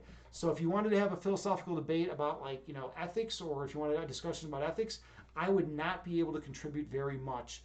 I took one meta ethics class in grad school, and it's just I hated it. I absolutely hated it, especially because one of the first things the professor said on the first day of class was that for the purposes of the class, we were going to presuppose objective morality. And I was like, fuck, man, I believe in subjective morality. I was like, dude, you can't do that, man. You can't do that. It was like, but it's like, so it's like he set the number one constraint that like basically, completely wiped away my entire everything I wanted to talk about throughout the class. And then like I was bound to this notion that objective morality exists. And it really pissed me off. Like when an instructor just comes through and just puts duct tape over your mouth and says, okay, you can't discuss certain things because we're gonna we need to just explore this one thing, objective morality. We're gonna just presuppose that really like kind of frustrated me. Hey, Soham, thank you so much for the follow. Much appreciated, right? Much appreciated. We're just talking philosophy right now, and we're gonna hop into a meditation pretty soon. Welcome to the channel. So yeah, the teacher said we couldn't. And there's great reasons for the notion that morality is subjective. Actually, there's great reasons. I mean, okay, but there's also good reasons for objective morality. See, here's what he did. He said basically, okay, let's do a thought experiment, and here's how I can prove to you that morality is objective, right? And he said, raise your hand if you think it is wrong to murder a baby for fun, right? So of course, everyone in the class raises their hand, right? And he's like, see. Objective morality exists, right? It's objective. Everyone believes here it's objectively wrong to murder a baby. That there's just something inherently evil about that, right? That's evil, right? That's wrong, right? And it's like, so that's his argument. But okay, that's a crazy fringe case. Philosophers like taking these crazy extreme fringe cases and saying like oh well because of that and then drawing these like wide sweeping conclusions from fringe cases. That's there's plenty of other like cases that are much more gray, like the trolley experiment. A lot of you probably know about the trolley experiment, right? We could go into that, or else we could talk about it. And basically, the thing is, you got this train. It's on this tracks, and right, and it's going to run over these four people. I think it was like four people hanging out on these tracks, right? And you're there, and you're like, holy shit, this train is going to go run over these four people who are tied to the tracks. Like but you have the option of saving their lives, and you can save their lives by pulling a lever, and it diverts the train onto a different track. So it's like hell yeah, I'm gonna pull that fucking lever. I'm gonna do that shit, right? But there's a catch. There's one person tied to the other track. So you're pulling a lever, and you're no longer gonna run over those four people, but you're gonna run over that one person, right? And kill that one person who previously their life wasn't in jeopardy because the train was not coming at them, right? So the question is, would you pull the lever? And so what? By the way, chat, what would you all do? Right? Would you pull that lever? Most people would pull the lever. Most people have the intuition that it is the right thing to do to pull that lever and just kill that one person as opposed to the four people. Assuming you don't know any of the people and it's all random and you can't see the people or any of those things, right? Now, I don't hold that view. I'm actually one of the few people that doesn't hold the view. I would not pull that lever. And that's kind of crazy. It's because very few people hold that, right? But I would not pull that lever, and the reason being is because I don't like the notion of intentionally causing another human being's death, right? So it's like the train's going. If you weren't there, it was just going to run over those four people, right? But and that other person was going to live. But when you pull that lever, you are now intentionally causing that person is dying because of you. That person's death is your responsibility, right? I don't like that, so that's why I wouldn't pull a lever. But then with the trial experiment, then they go to like other examples that aren't as clean cut, right? Like they have like the Fat Man experiment, the Fat Man experiment, and the Fat Man experiment is like, well, okay, there's this big train that's coming, and you're standing on a bridge with this like 800-pound dude, and he's just like looking over the bridge at this like not train like a truck or something, or I forget what it was, but some huge vehicle, right? And it was basically gonna like run over and kill a bunch of people. But you could but if you wanted, somehow you could like push this huge dude like over the bridge, and it would literally stop the vehicle from killing all these people. It's totally ridiculous, right? But this is what philosophers do half the time, right? And it's funny because a lot of people say that they would not push the person over they would not push the quote Fat Man over the bridge on to stop the vehicle to save those four people's lives, but they would pull the lever. Now that's kind of neat, right? Because it's the same thing, right? You're instead of four people dying, right? Those four people are saved, and one person is going to be killed, right? So same situation, everything's the same. The only difference is that in this case, you're up close and personal. So they say that the act of actually pushing the person, of feeling their skin, of seeing that live human being there, and pushing that person to his death, to his or her death, right, is actually enough of something to stop people from wanting to do that, right? But it's the same thing, and if you look at it through purely logical means, as pulling that lever in the trial experiment. All right, wow, okay, we just got far behind in chat again. I got to try to catch up. If I missed something you said, I'm sorry, I apologize, but there are people that come here just for the meditations, and I don't want to neglect them as well. Let's see. Victor Sora, you say, yeah, you can do some digging to pull up some original philosophical ideas of Shiva if you want. Remember him having some great stuff. Yeah, and I need to actually catch up on more reading about the ancient Hindu gods and whatnot, right? I mean, my name Agni, right? Agni is literally the name of an ancient Hindu deity, right? So like it's like why do I not know? Why do I not know about all this stuff, right? I should if it's my name, I should at least know some stuff about it, right? Or I could just I could play the ignorant card and just be like, well, I'll just choose to be ignorant about all this stuff my whole life, right? Victor, so you say, well, at least what is supposed to be his philosophy? Apparently, he lived a very long time ago. Oh yeah, yeah. In reference to Shiva, yeah. Shiva's pretty ancient, right? Shiva's not new. Greetings from Mexico. Cool. Tindereos, you're from Mexico. Okay, nice. Yeah. Well, greetings to you as well. All right, cool. And greetings from Chicago. From Chicago, we talk like this. We talk like this in Chicago. That's how we're doing. And we got a lot of murders that happen in Chicago, but we got a lot of good food too. So thinking about that. Um, let's see, Victor. So you say, well, I think that I remember what was supposed to be one of Shiva's teachings off the top of your head. If you would like to hear it, maybe after the meditation. Yeah, if you wanna just like throw it in the chat after the meditation, that would be cool. But I can't give any promises. I always come out high intensity and we discuss philosophy and we do all that kind of stuff. But then after the meditation, it's just like I never know. I never know like what's going to be happening. I kind of just gauge the energy of the chat, and I'm usually so zenned out that I can't even like follow a philosophical argument. But if it's Shiva's teachings, then it's probably something that's going to be like like less analytical, in that sense. So maybe sounds like Discord has free will. Discord is like my nemesis. I just can't get that thing doing what I want it to do.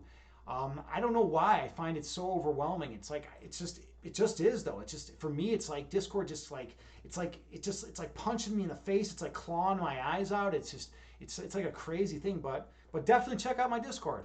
By the way, I have a lot of cool pictures, and you can talk about anything you want in Discord.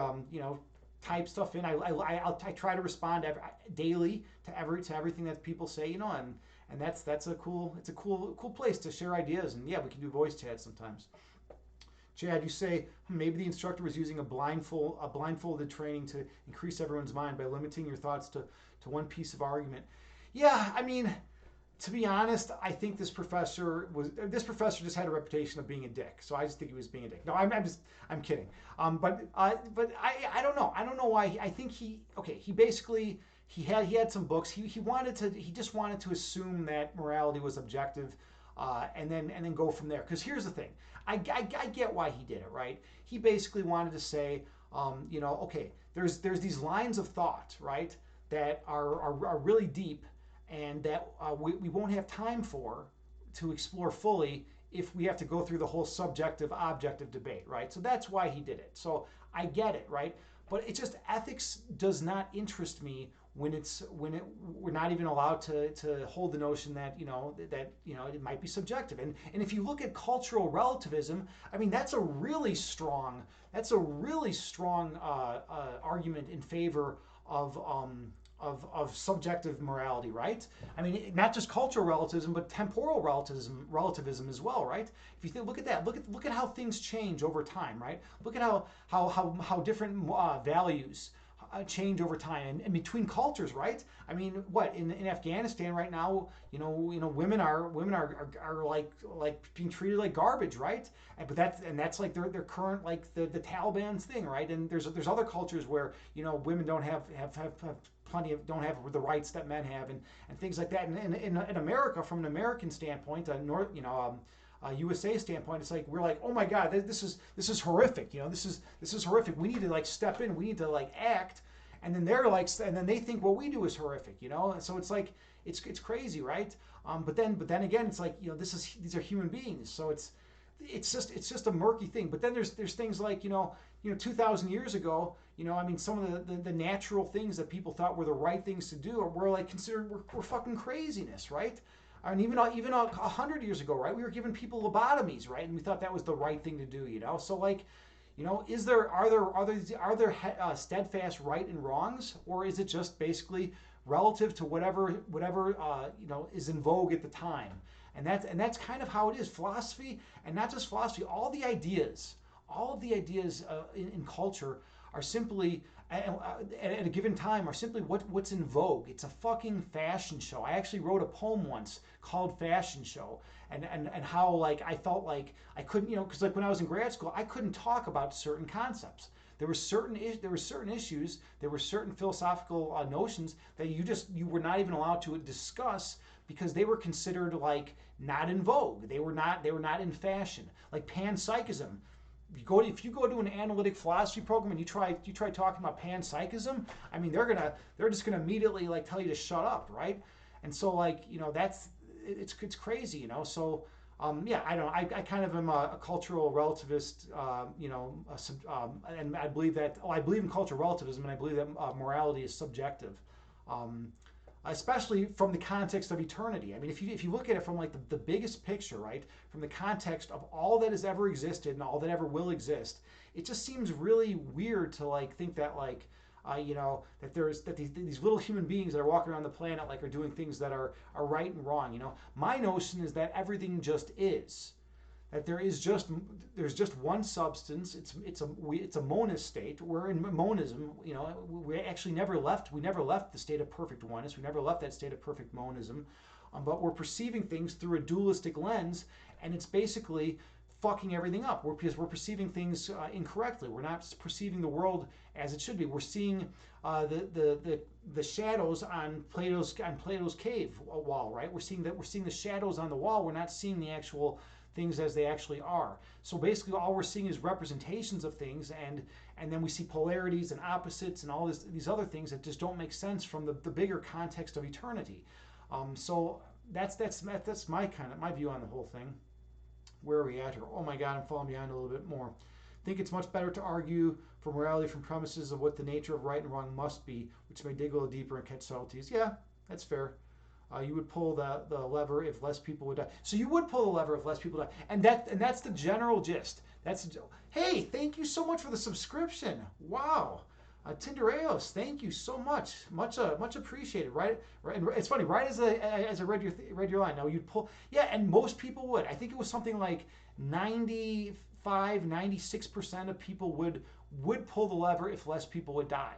But then the question, well, what about the Fat Man experiment? Would you actively push a man over the bridge and kill him, causing him to die and plummet to his death if 4 people would die, right? Or 4 people wouldn't die, right? I mean, so it's like, like a lot of people then back off, and it's kind of like a crazy thing, right? To think that the same effects happen, the same things happen, but it's just different. You say, I think it would get tricky if there are like 20 people on one side, which would die if you do nothing, but if you pull the lever, just 5 people will die, but including the loved one. Yeah, right, and you can do all sorts of things. Or what about this? What if there were 100? What if there were like 100 people, and that would die if you pulled the lever? And if you didn't pull the lever, 99 would live. And you could hear them pleading with you, and you could hear them saying, hey, you know what? Please don't pull that lever. You're gonna kill us. There's 99 of us here, and you're like, yeah, well, sorry. There's 100 people that will that would die otherwise, and that's just one more, right? JT Farms, you redeem stretch. Oh, it's a good time to stretch. Absolutely. Yeah. You would push the guy, but it's too unrealistic. I know, right? Yeah, so you would push the guy. Okay, it is, but I mean, it produces a different feeling psychologically in people, so such that like a lot of people would not push the guy over the bridge, right? But that's the fact that you would push the guy shows that you're being consistent in your logic, which is something that's important, right? If I value consistency in someone's logical approach, when emotions cloud one's judgment and reasoning, sometimes we make bad decisions. At least I do, right? That's how I am. But then some people will argue that they're at their best when they're being driven by their emotional responses, right? So maybe it's just to each their own, right? Okay. Let's see. Tindereos, you say the situation should be different. In a book you read, it was a fighter pilot who has to decide if he shoots down a plane with terrorists or doesn't do anything, and they crash into a full stadium. So it's like 200 people dead or 50,000 people who could be dead or injured. Maybe this one could be used for the thought experiment. Yeah, there's all sorts of different variations that they do of it. They do all sorts of stuff. Yeah, Chad, I got to drink some water. You're absolutely right. I'm out. I'll be right back. 1 second.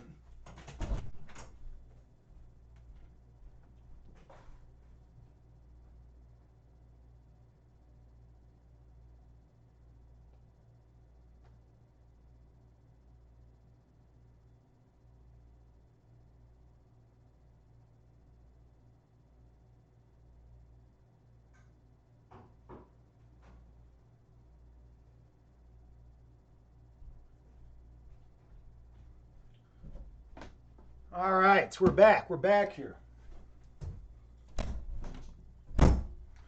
All right. I hope the Amitabha Buddha in the back kept you all entertained while I was gone.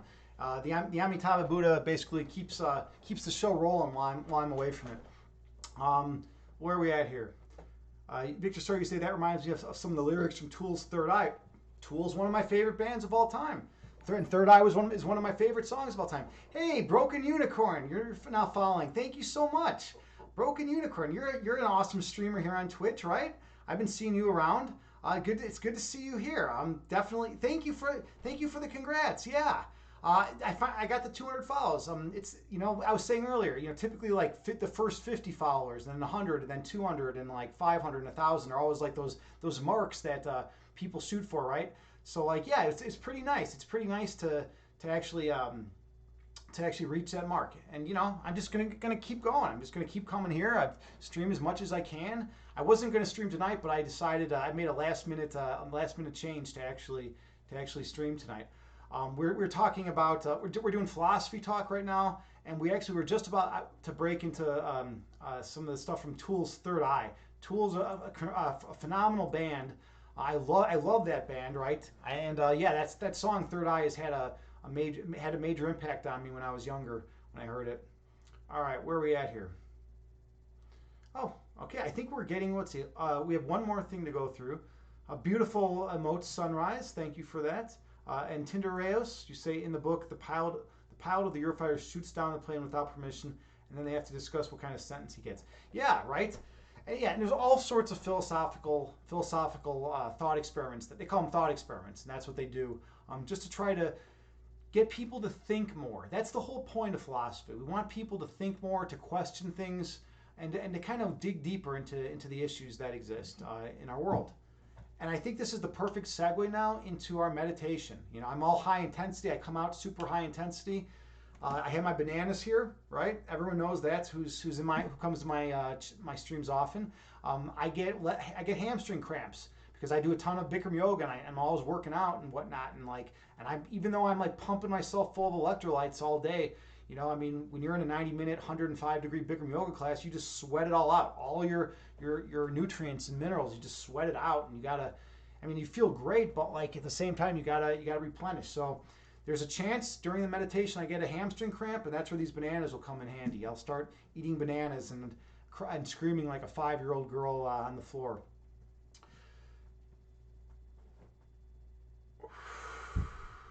Now is the time that we slow things down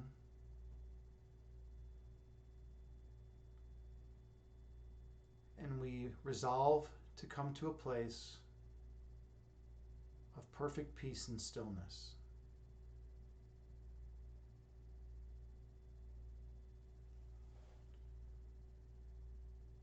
So you'll want to get in a comfortable seated position. You can sit in lotus pose. You can sit cross-legged with your back against the wall. Or you can sit in a chair. The main thing is to find a comfortable position that works well for you.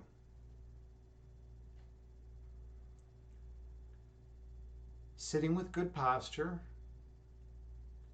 gently close your eyes and take a few deep breaths on your own.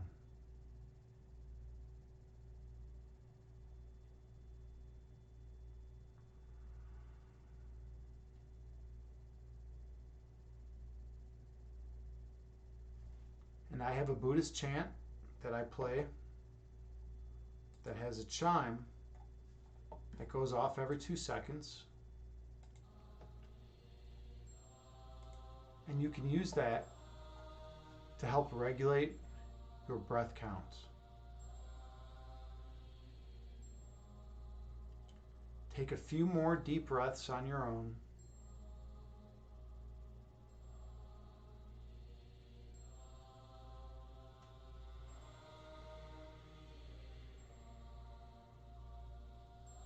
While maintaining good posture.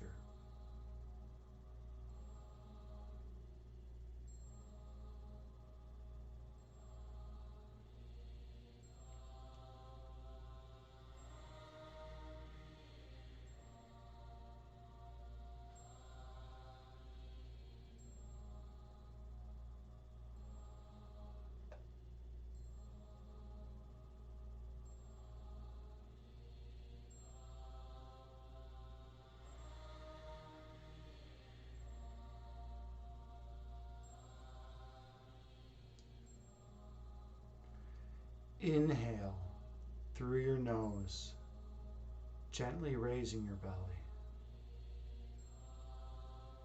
And exhale through your mouth, gently lowering your belly. Breathe in through your nose, gently raising your abdomen. Breathe out through your mouth, gently lowering your abdomen. Stay focused on your breath.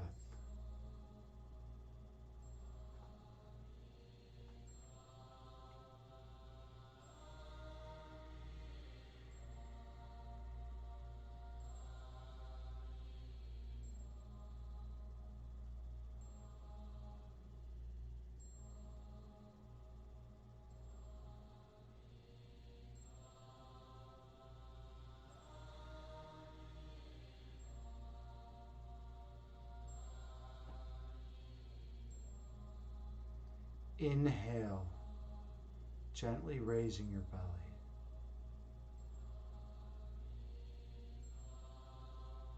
Exhale, gently lowering your belly.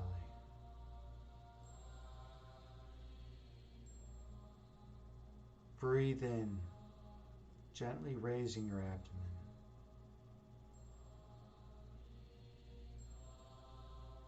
Breathe out, gently lowering your abdomen.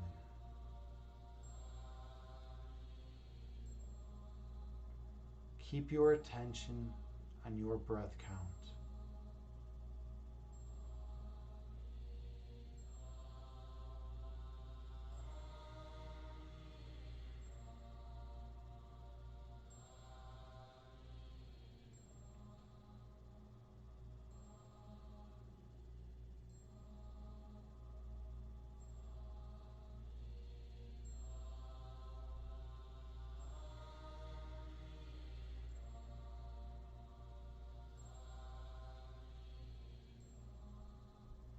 Inhale.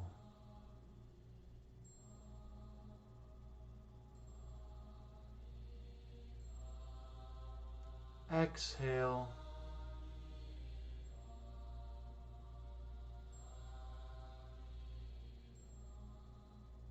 Breathe in.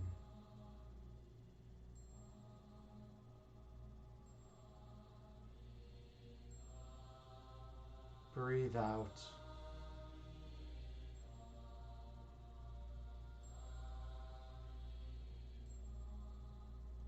The breath calms the body, and the body calms the mind.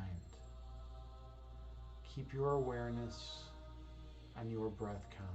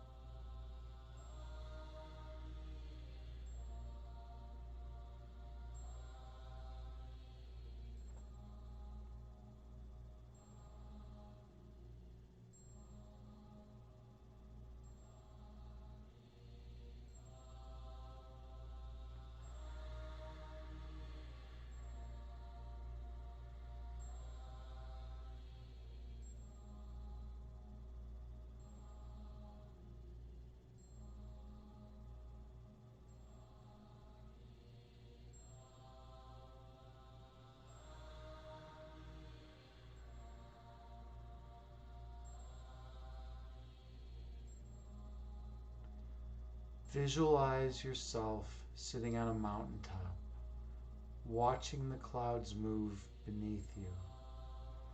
Two clouds merge into one, and one cloud separates into two. Those clouds are like your thoughts.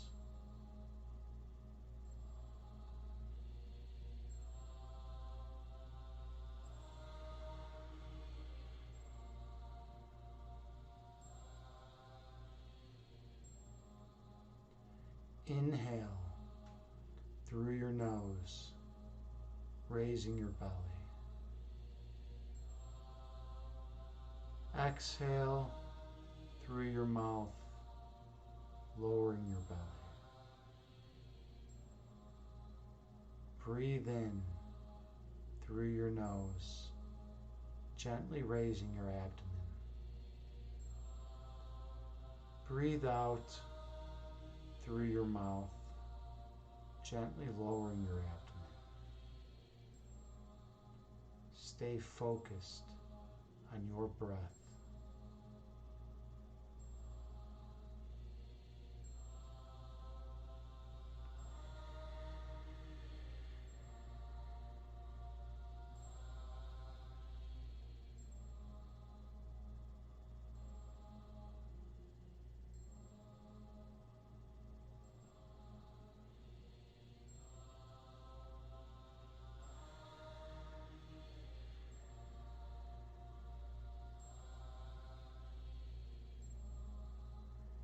Inhale, raising your belly.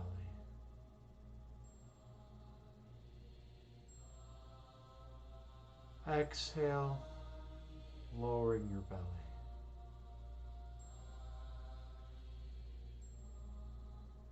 Breathe in, raising your abdomen.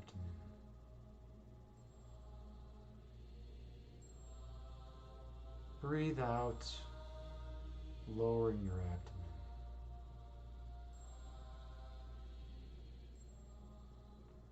Keep your attention on your breath count.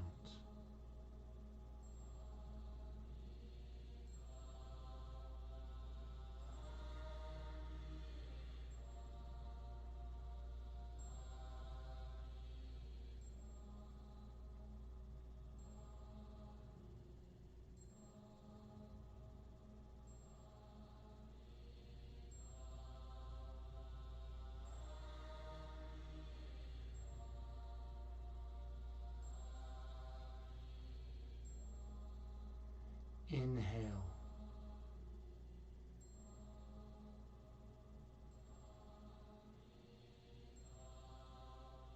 Exhale.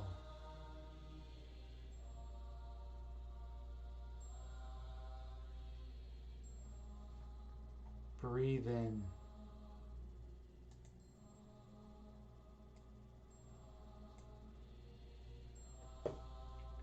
Breathe out.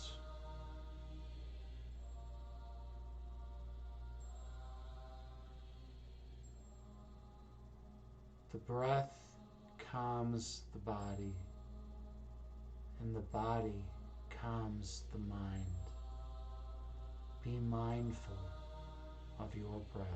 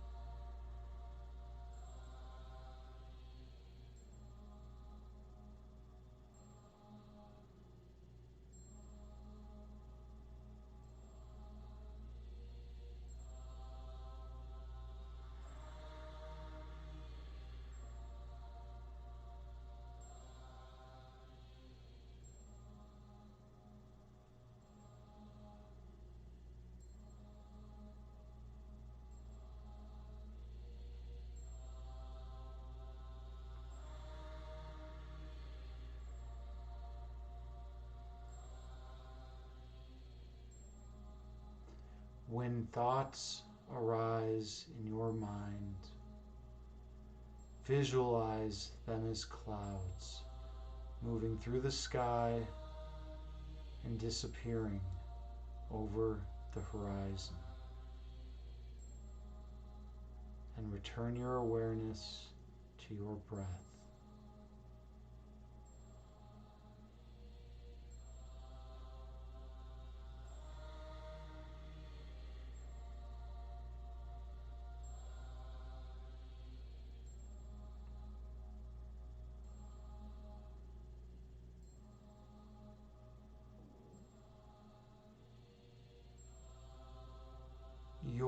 essence is love.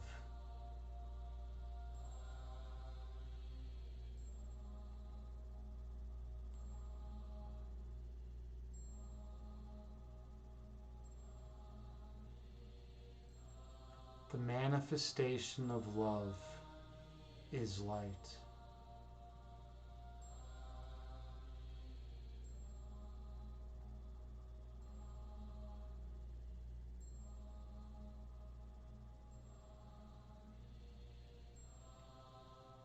Your purpose is to shine your light on those you encounter.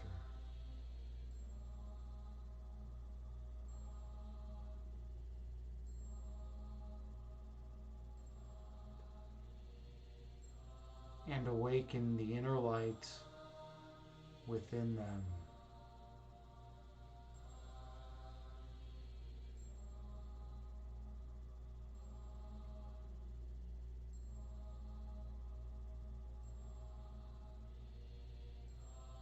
And they will shine their light on all whom they encounter.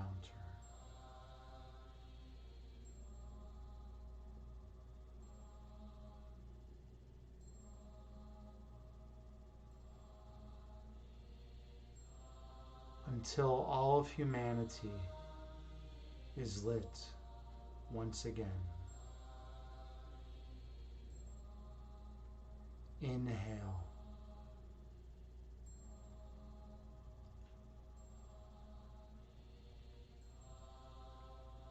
Exhale, releasing all that is of no benefit. Breathe in.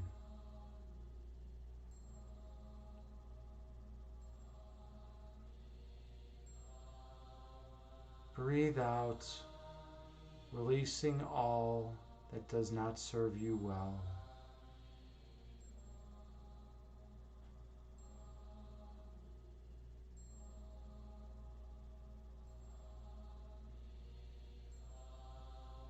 Stay focused on your breath.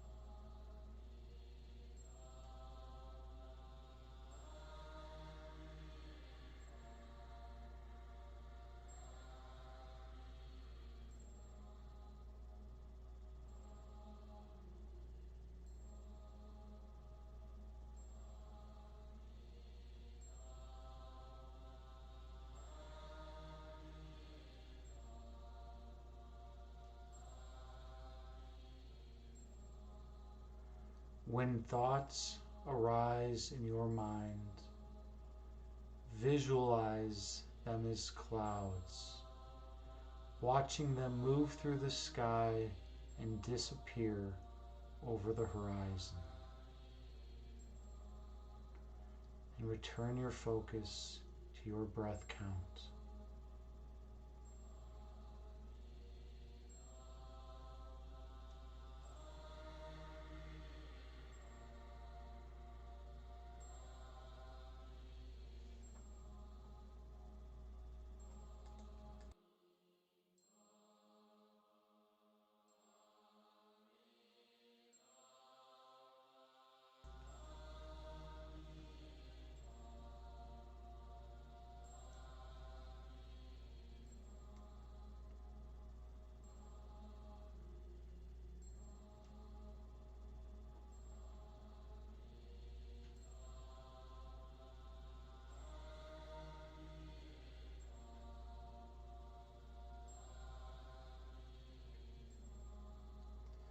our daily affairs in the external world, we're constantly doing things. We're constantly thinking things about the past and thinking things about the future. We think about things we should or shouldn't have done and things that we're going to do. But in meditation, we do not need those thoughts. In meditation, we let go of all conscious awareness. We go beneath the level of consciousness to our heart chakra.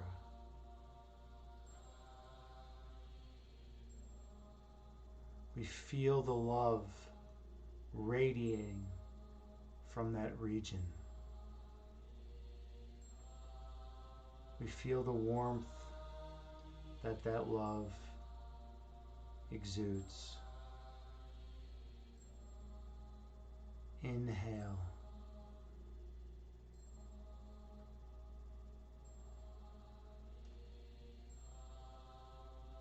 Exhale, releasing all that is of no benefit. Breathe in.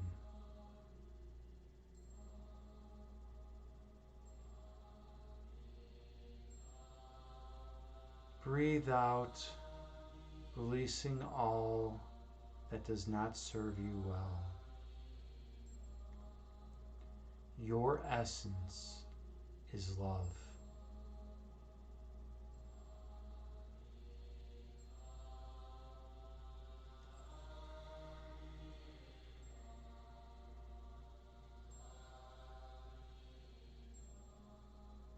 The manifestation of love is light.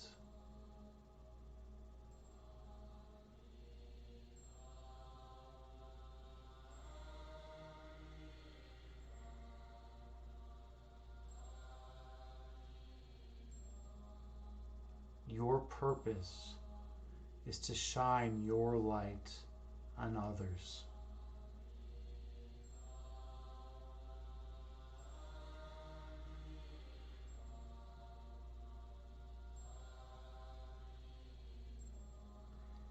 And awaken the inner light within them.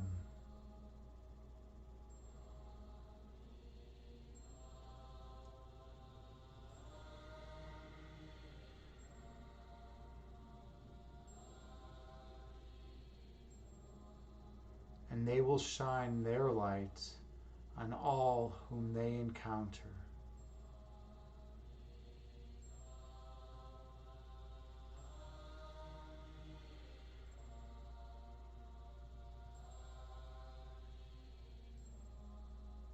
Until the whole world is glowing radiantly once again.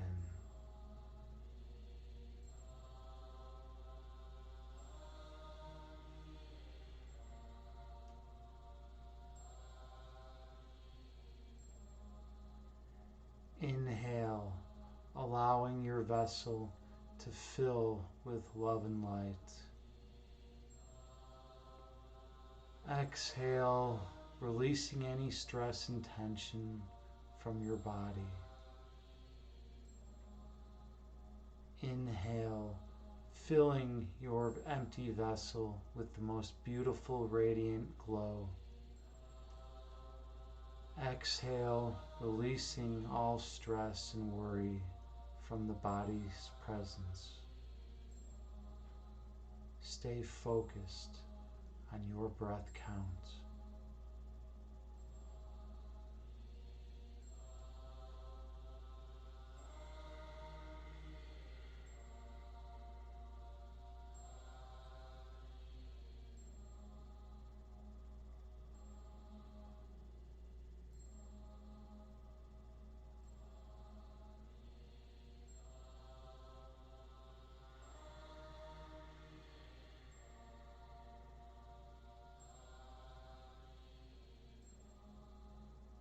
On your next inhale, travel down deep beneath the level of consciousness.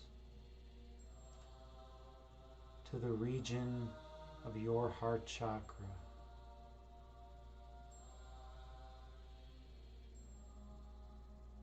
Feel the purest love emanating from that location. Feel the warmth that it gives off.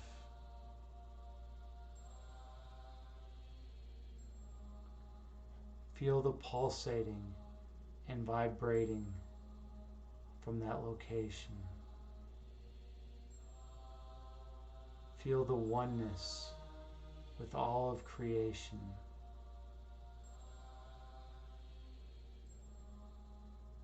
That place is your eternal home. For your essence is eternal love.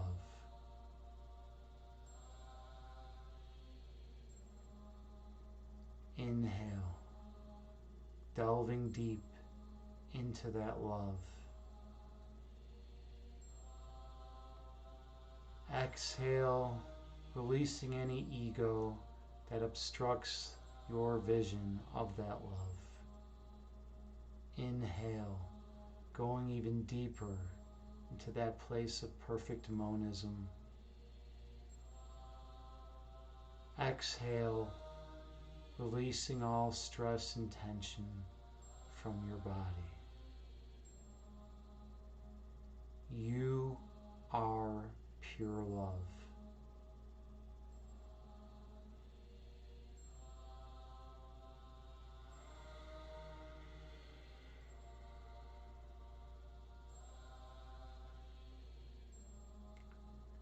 That is your identity at its core.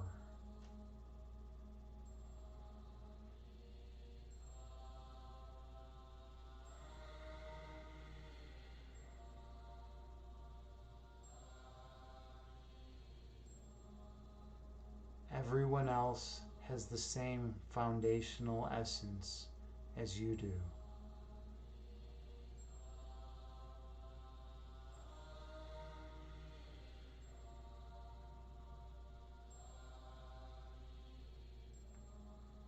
And what is the same cannot be different.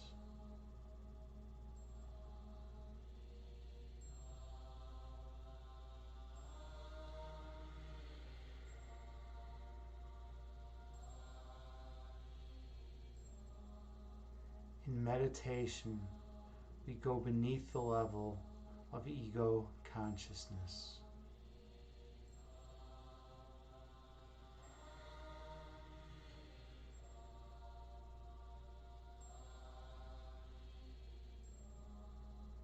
And we explore the perfect peace that resides within us.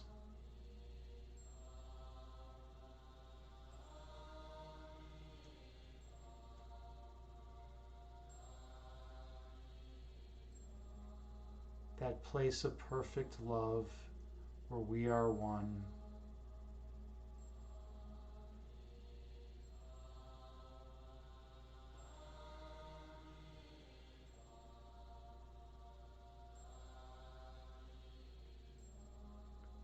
That place of perfect joy that has been given to us for eternity.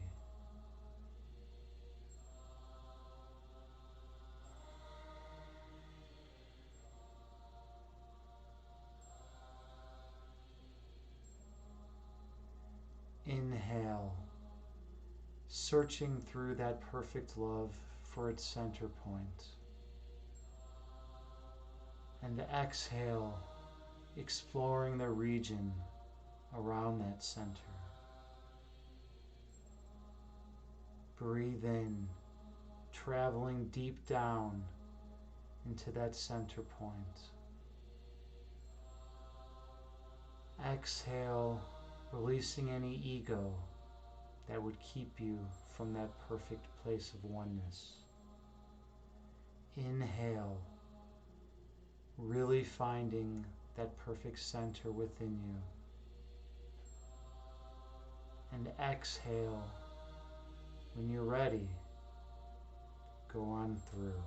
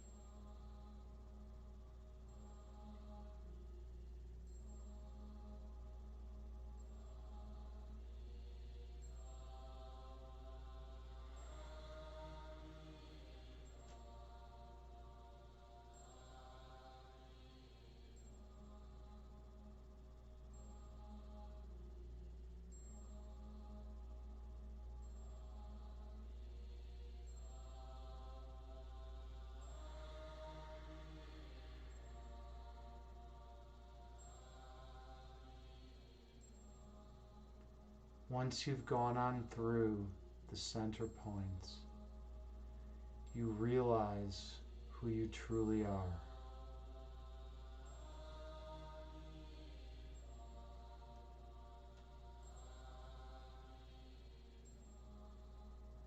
In the center points, you remember how you came to be.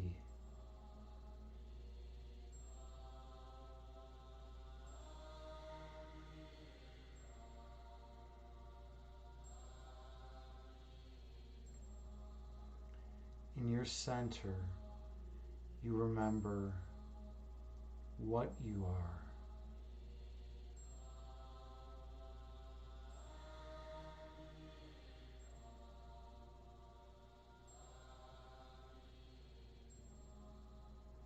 In that center point, you remember your purpose.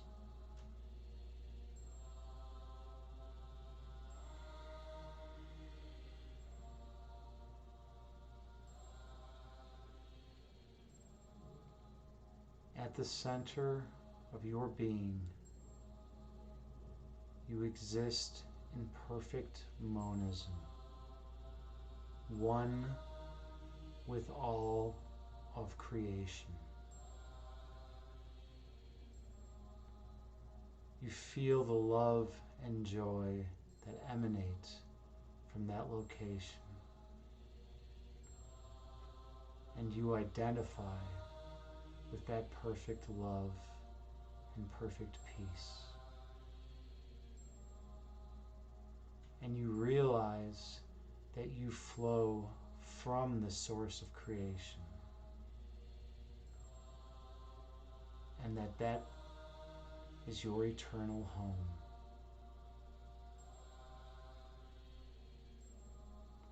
That place of oneness can never be taken from you. If you so choose to be vigilant against getting trapped in dualistic thinking. Inhale.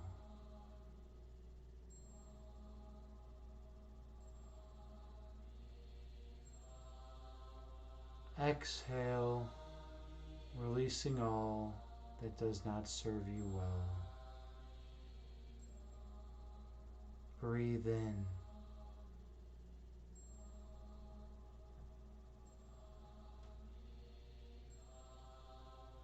Breathe out, releasing all ego that obscures your third eye sight.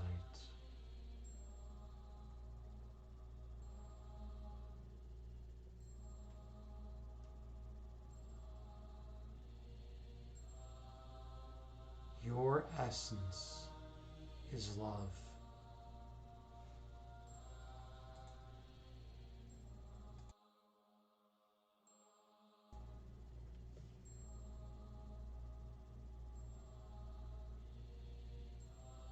The manifestation of love is light.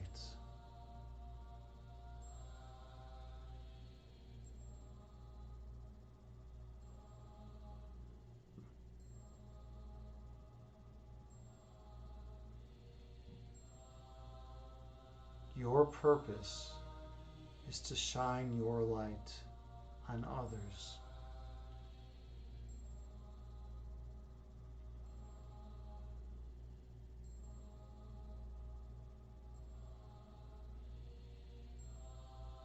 Awakening the inner light within them.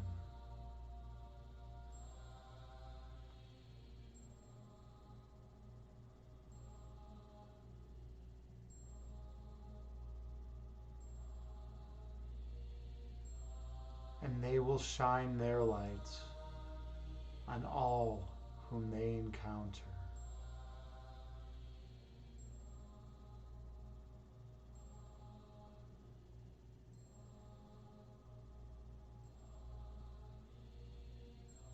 Until the whole world is glowing radiantly once again.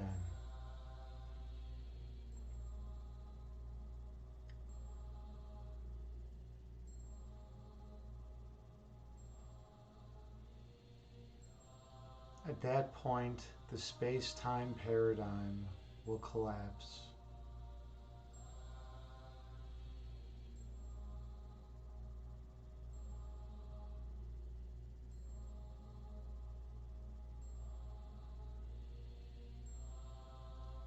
And the ego will be no more.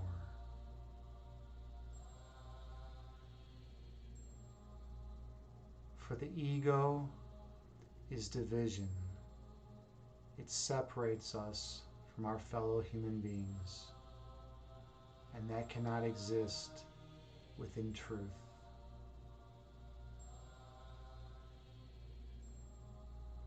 And in the state of monism, which is eternal,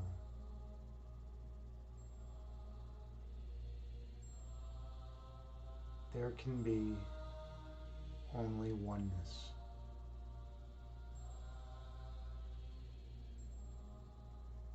Inhale, breathing in love and light into your body. Exhale, releasing all that does not serve you well. Breathe in, filling your vessel with perfect oneness. Breathe out, releasing any ego that tries to distract you from the truth. Your essence is love.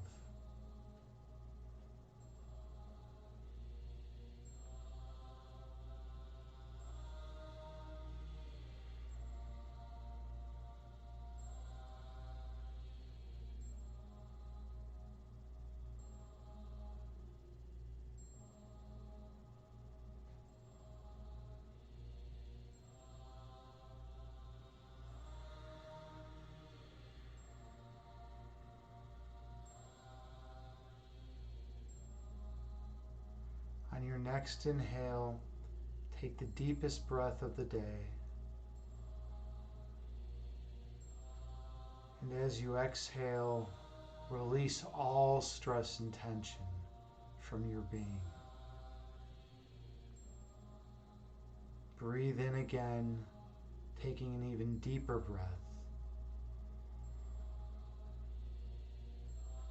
And as you exhale, release any residual ego from your mind. Your mind is perfectly clear and in a state of perfect oneness. You are restored to your sane state.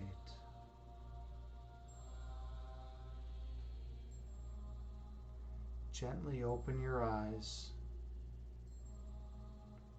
and return to the present moment, bringing with you the peace from this meditation throughout the remainder of your day. Namaste.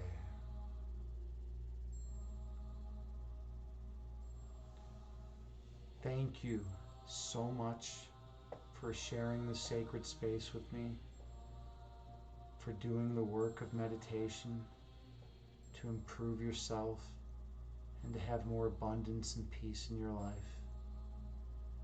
I am truly honored and humbled to be your meditation instructor and to be here with you on your journey. I hope you all got a lot out of that meditation and the philosophical discussion we had prior to the meditation as well. I hope you feel good and rejuvenated.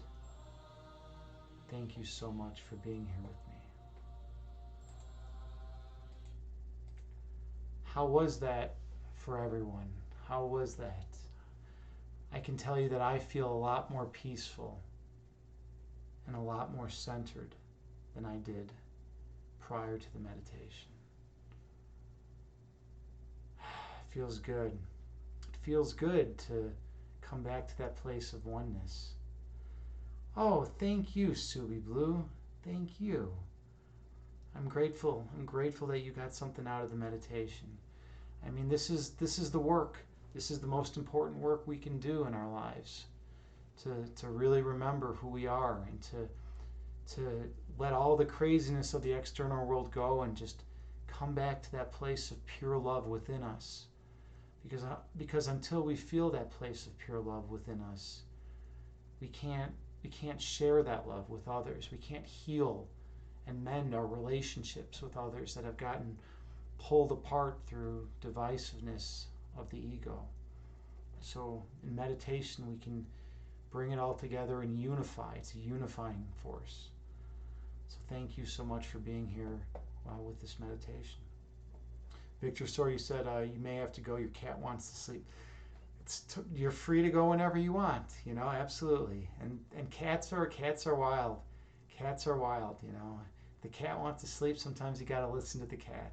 I listen to my cat too sometimes. Parmenides. Suey Blue, you said you're watching a Rush documentary while having Evolve Yourself TV meditation in my ears. Mind blown. Awesome. Cool. Yeah. Yeah. Rush documentary. That'd be neat. Maybe I'll check that out someday. Nice. Nice. Yeah. There's so much good stuff that we can check out in this world. There's so much good content out there nowadays. It's wonderful. It's not like we're living in the Middle Ages where we had no books, or like one book we could read, or if we were even literate, everything else was just hearsay. We have a lot of good content out there now. So thank you all so much for being here. And yeah, this was wonderful. This is great. Okay, I think that's gonna about wrap things up. Let's see. Where are we at here? Let's raid someone. Let's see who's available. Oh, JT Farms, and good night to you as well. Good night to you. I hope you're doing well. I hope your night is filled with love and light. I hope you're just having so much peace and joy and warmth in your existence, because you're someone I care about deeply. JT Farm is my channel shaman. Such a wonderful, and Sunrise Reads. Wow, so much beauty and love from you too. It's really been a pleasure becoming friends with you as well on Twitch. Wow, I never thought I'd develop meaningful friendships with people on Twitch and on Facebook. But JT Farms and Sunrise and Subi and everyone, you're all just wonderful people, and it's just the energy is so wonderful. It's so perfect. It's so perfect. You just know you're in the right place. You're doing the right thing. Let's see. Last Night's Ghost is streaming right now. All right, I haven't raided her in a long time. Let's give her a raid. Send a lot of love out to her. Send a lot of love and warmth and kindness out to Last Night's Ghost. And yeah, she's a cool streamer. She's just a fun person, a nice human being, and she's a good human being. Spread the love, spread the warmth. Let's give her a good raid. Namaste.